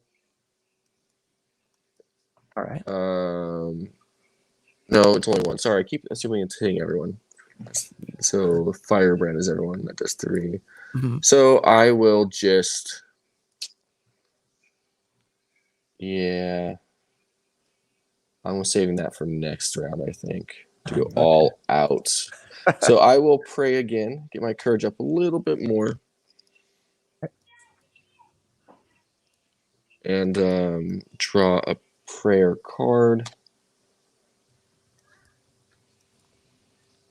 Nice. And then do my test. Pass. Ah, very good. Boom. Get that out of here. And heal for 1 more. Okay. So we are now at the top of the round. So Wither takes off the shield. And then I heal from the Sandals of Light. Awesome. Okay, everybody takes 3 damage total. Boom. Just like that, huh? Yay! Wow.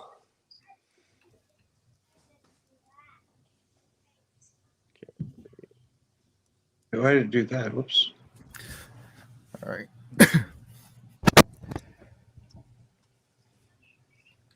So I should have 6 at this point then. Yeah. But you do have 1 shield token, so you'll be down to 5, I believe. All right. Oh wait, after my turn, do I need to take a damage? You would take damage from Wither. Yeah. So 1 or 2? Just 1. Okay. Can't grab these things. There you go. Thank Sorry. you. Yes. For some reason, sometimes it's a pain. Yeah. For using. Hey Adam, are we allowed to drink on your stream or not? I mean James, Father James. That's perfectly fine. All right, cheers then. What are you drinking? This is Evan Williams. I don't know what that is. It's a type of bourbon. I I thought you didn't drink. I don't drink on my stream. Oh. That's you. I do have some Jameson's Black Barrel too. But, pour me a drink. But that's for more, specialty type stuff. That's when my wife and I are sipping and watching a movie or something. We'll bust that out. Oh. So, refresh action tokens and whoever's first. Gabriel, do you want to go first? Or Gabriel? Did you guys want me to go first to Yes. take out that demon? Go ahead and do so. But he only has actually a 6 left, so you actually don't need the upgrade, I don't think. Mm-hmm. Okay. Like stab twice, and then you can use it. Just do a shield discus, right? But if you have to get a little courage for it, but you can. Oh yeah. Okay. All right. So I have to move first then, correct? Because I got to get right next to it to stab it. Or is it which you are next to now? Oh, okay. Okay. All right, great. Yeah, then let me stab the guy then. So I just stab him once and I get 1 courage, right? Uh-huh. Okay, and then I can use the discus and take him out. Yep. Okay. All right, let's do that then. Right. All right. So stab once, and then discus will clean his clock. He's done, bro. Okay. XP. All right, and then let me see.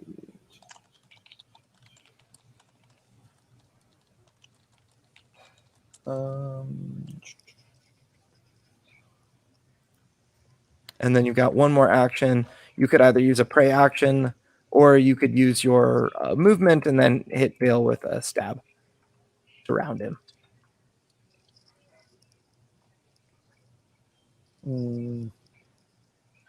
Actually, that would be decent. You would deal damage here. You would actually deal damage with that if you wanted to. There's a lot of options here, man. Yeah. Gabriel, when they suggested Gabriel, I was like, oh, okay. Right. Okay. Fine. So, yeah, so each of my, let's see here. All right, so each of my stats. So my recommendation is to use your flight to move, because that's your free action. And then I would use probably stab. And just pour all the damage you can into him. Okay. All right, let's do that then. So I'll yeah, I can just like move like right to here. Mm-hmm. All right, and then yeah, then I'll stab him once and 2. Yeah. And then I take another damage, right? From yes, at the end of your turn. Yeah. Taking 14, you're still there pretty we healthy. What's that? You're still pretty healthy. You've got plenty of extra bonus health and whatnot. Yeah, it's definitely withering. Yep. So I'm gonna also add one more damage for your Swift Strike Gauntlet, which would hit him for one more. Okay. Yeah, so I have 6 health left here. All right. So yeah, I guess I'm done with that. Awesome. So we've got Bale's turn. Let's see what he does. Okay, so rolling for Bale. And he tests successfully. So you're either withered or you dealt a damage if you're already withered. Which it looks like everybody's dealt 1 damage. Okay. All right. And now maybe his final 6. He's gonna put the top Prince card into play, but there are none. So instead he's gonna put the top regular darkness card into play, and if that Which we just flip this over. Yep. And this activates. Okay, you have to remove a boon from your character or your current space. Oh, bye More blessed.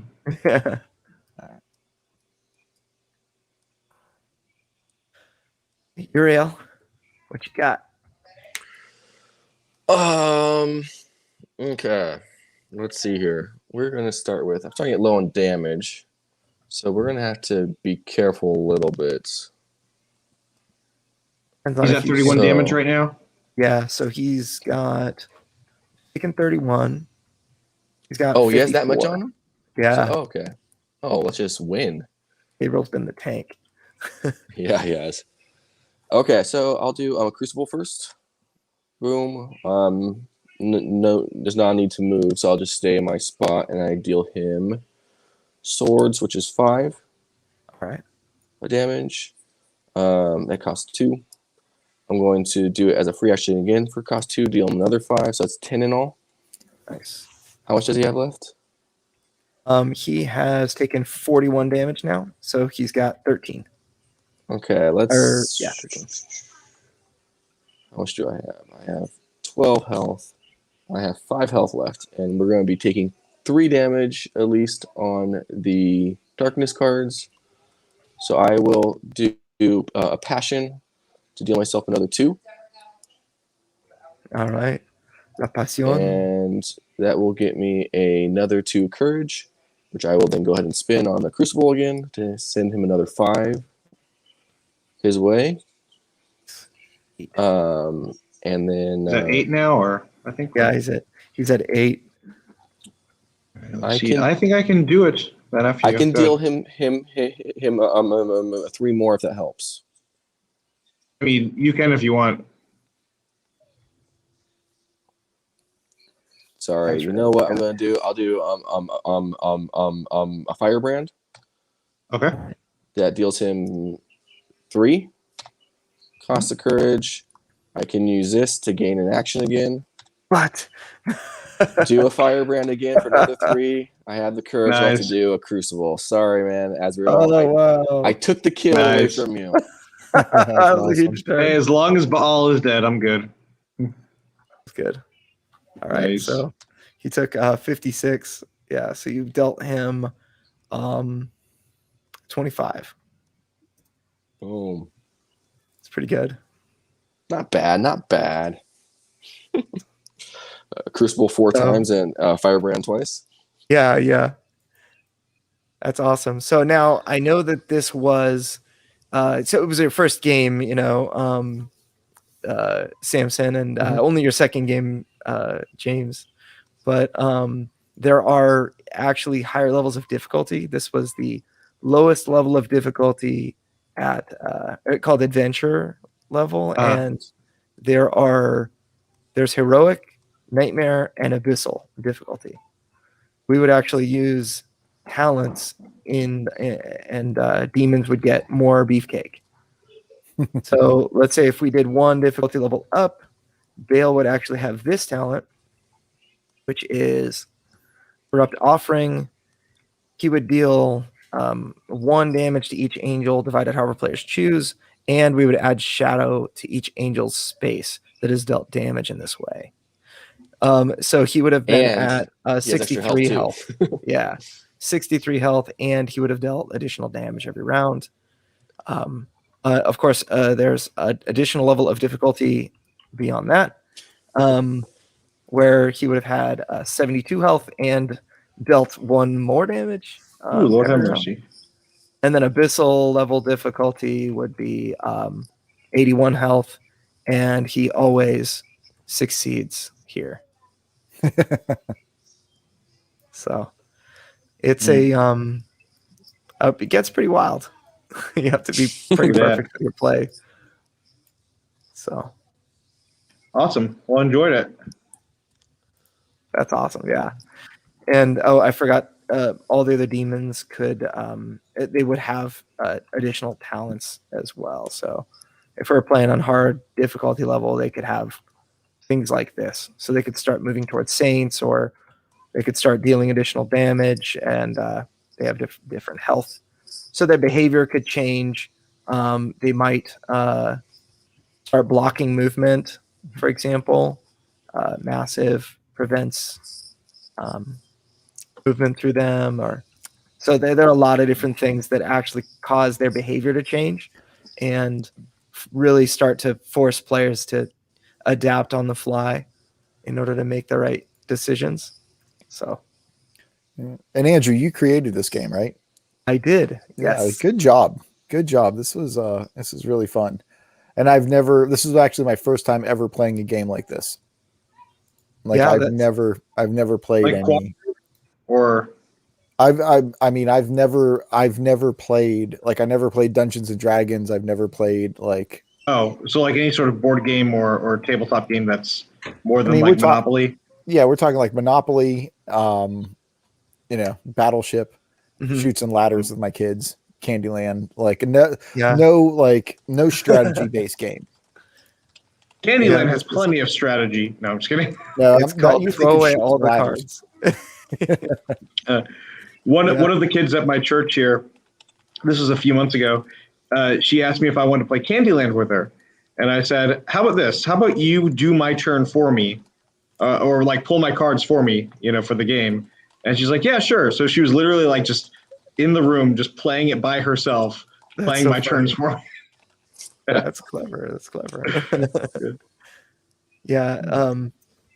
That's interesting. It's one of those things that a lot of people are going to be like that. I think that the adventure level difficulty is really for those people. Gabriel was the worst character you could have picked,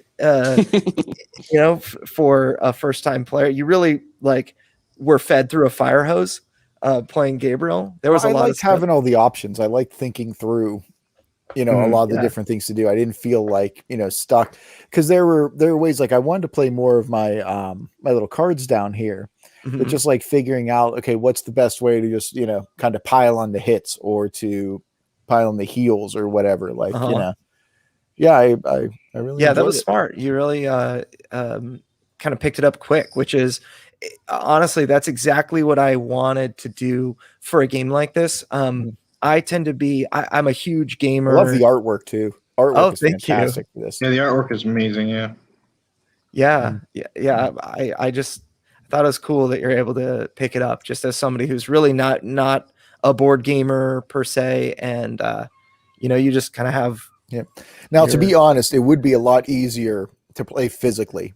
So much easier definitely. than I mean, this was like I had this learning curve of, this Steam or whatever this is, tabletop and stuff, and that definitely adds. I would say for somebody who's not used to playing with Tabletop Simulator or not used to playing games that have this type of control system, it adds 1 hour at least to the actual gameplay. Yeah. And then, a first time player tends to add more time. But one of the things that we're doing, Oh, I see. My daughter want to show me her makeup. But for a first time player, we have a tutorial set of missions that are going to basically start off the campaign. So instead of 2 battles, you'll deal with a single battle instead of all having to deal with all of the elements of the game at once. They'll be kind of gated and introduced to you over a course of several games. So you'll only worry about tactical combat in the first mission. Then the darkness cards will start to kind of enter play in the second mission. And then the third mission, you'll deal with heavenly treasures and talents and that sort of thing. So that way you're able to really start to kind of ease into it. And by the time you're playing the third game, which is basically a full game like this, you're going to be a lot more capable. It's like playing your character when it's simple. You're not going to have any of those talents to worry about. You're just going to be playing your character. And yeah, and I really like the way that it's like, for me, the way that the board is expandable and flippable, like that was really cool. To kind of see that. And yeah, and so I didn't know what was coming. Like I had no idea what was coming. So then when we beat all the first round demons and everything. And then you brought out like Baal and the other like imps or demigods or whatever, and it just brought that up to a second level. I was like, oh, that's really neat. That's like when, like with video games, like when you beat a game and it flips and then you have to do it again, but it's a little bit harder. Yeah. The second time around. I was like, oh, that's really cool. When you said Zelda Breath of the Wild, I thought, like stage 2 of a boss. It's like, oh, he's moving faster and doing different things now. Yeah. Or like moving into, like in master mode. Like, it's like you, because I don't know if you play Breath of the Wild at all.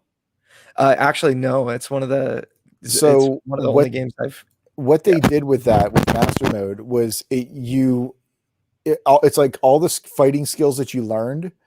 It's not that they're useless. You just have to be more tactical.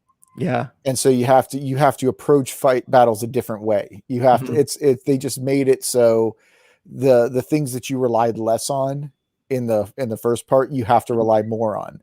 Yeah. And, and do that. And so, but I've broken that game too many times. If you ever watch my stream, it's broken. Oh, have you done all the glitchy stuff? Yeah, I started out on master mode the other night and played it for 4 hours, and I went and got the master sword with 3 hearts. Nice. Wow. I just broke it, and like I stopped. I don't even know how you can do that. I stopped time and weather. Like that was the first thing that I did by clipping out of the shrine, and then I went and got the ancient bridle and saddle so that I could warp my horse anywhere. And then you have to go get the camera. And so I did like some weapon sneaks for that. So I could just do that stuff real fast. And then you have to do a storage apparatus glitch, which I did that. And so what you do is you confuse the game on where you're at. And then it warps you back on your horse right in front of the master sword. And the game is loading in and doesn't realize that you don't have enough hearts to get it. So it's like any other item. You just run out and pick it up. And so then you have it, and you have for the whole Do you mind if I flip the table? The one thing real quick, actually, just because Okay. you were actually, I noticed you were flipping through the various card backs. So just for like one of the Easter eggs here. So let me lock this and then move all of these. So check this out. So on the back of every demon's card, you've got inspiration or lore of some kind. So the minions are filled with lore, which is just fantasy stuff that kind of relates to what we deal with in our lives. It's just pure flavor. And then the bosses are straight taken out of scripture. Every one of the bosses are taken out of scripture. And so you have the story of these bosses. It's not like, necessarily meant to be preachy or anything. It's meant to just share flavor. Yeah, and cool. Angels are the same way. So if you look at the back of your character card, you'll be able to see all of this lore. You'll see. How do you get to the back of the card? I believe you can. While you're holding Alt, press Shift. Yeah, or just press F if. Okay, no Shift. Yeah. Okay, so all right. Oops, wait. I want to get back on there. Where'd you go? Okay. Let's see here. And during the live stream, I've been looking at all the different lore and all that with it. Yeah. I was looking for the other angels, but I guess they're packed away right now. Oh yeah, they are. Let's see, I could reload the game. Now Gabriel was also kind of fun because Saint Ephraim, who's one of my favorite desert church fathers from the 4th century, did say that Jesus was conceived through the ear of Mary. So while you have Gabriel making that pronouncement, Jesus is conceived through her ear.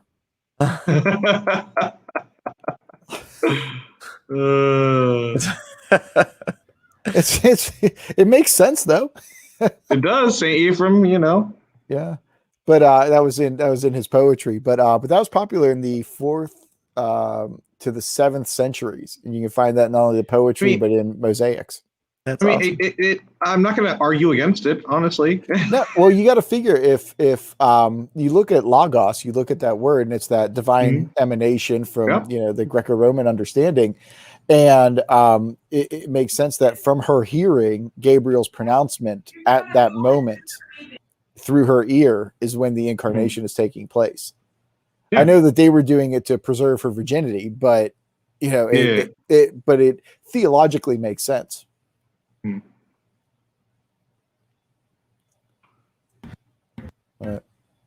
That's pretty interesting. I learned something today.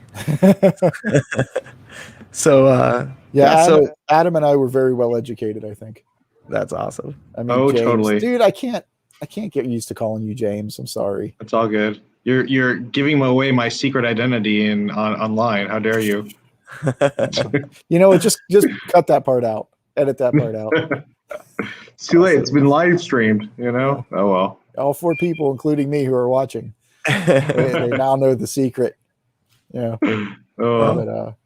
awesome. It was good to play a game with you guys and share. I really appreciate all the. Not enough, like I said when you did your interview with Father James. Not enough Rapture stuff.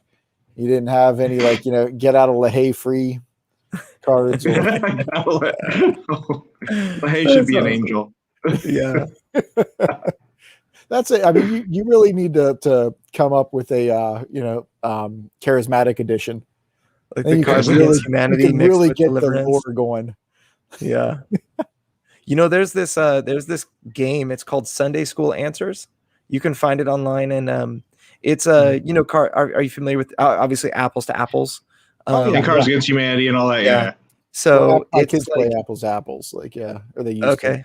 Yeah, so there's this. It's like the version for depraved Christians in need of repentance or something. Okay. And so it's just a really funny Christian version that pokes fun of or at all of the traditions and whatnot that we grew up with.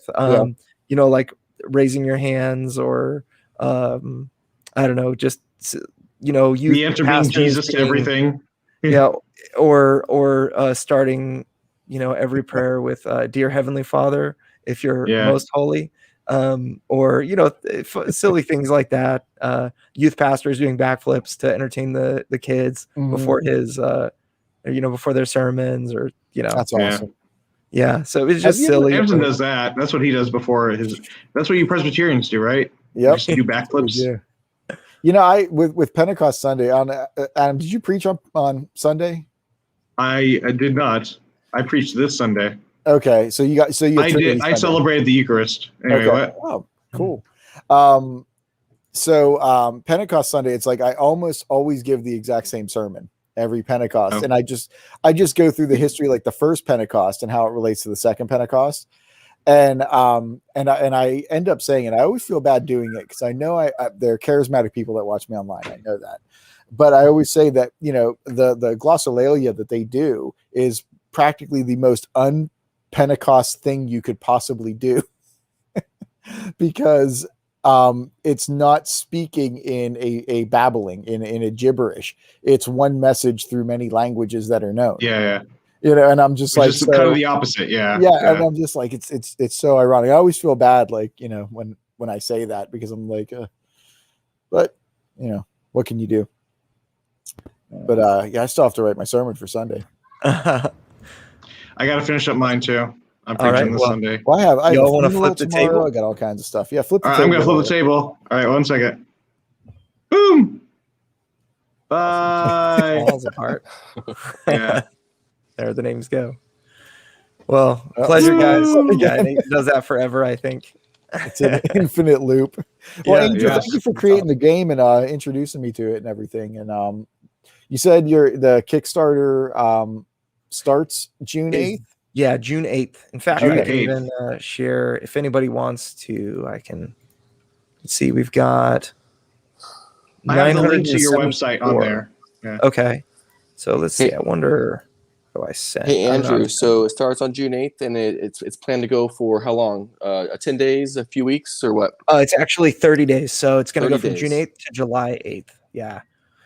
So we have my hope is to make it the highest funded Christian board game.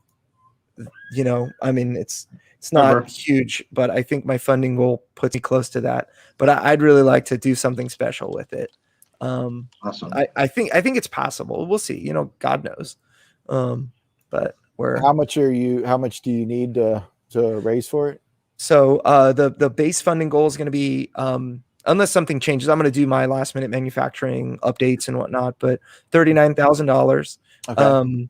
And the base. So there are actually several different pledge levels that are pretty affordable to people, all the way up to the crazy high ones. But $59 gets you the base game, and the $89 pledge will give you all of the gameplay content. So you'll get 5 angels in the base game. You'll get all the angels in the deluxe version and all sorts of other swag. But so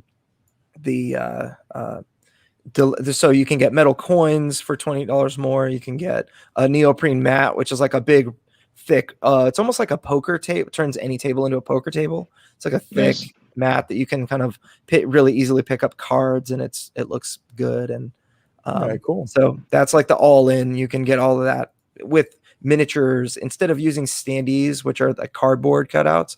You can get actual plastic miniatures of the angels, which look really cool. So what's the level to get the like the silver and all the the gold ones and stuff? All the Yeah. Well, now there is a very limited pledge level. It's going to be $1,500 for people that want hand painted angel miniatures, an air shipped copy that's signed of my of a prototype, and all sorts of and the all in stuff. And it's a lot. They're going to be like maybe 5 to 10. People are saying 7 and 12 because those are holy numbers. That'll boost it a lot though if you get even just those few. Yeah. On the first day. So my goal is to raise $39,000 on the first day. Nice. And then after that, that's like the absolute best that we can do, so that it just everyone sees, wow, we're serious about this. We raised we blew through the funding goal on the very first day. Maybe other people, the hype train will leave the station, so my big, hairy, audacious goal is to raise $100,000 on day one, but I don't know how we'll do it. So I have no idea.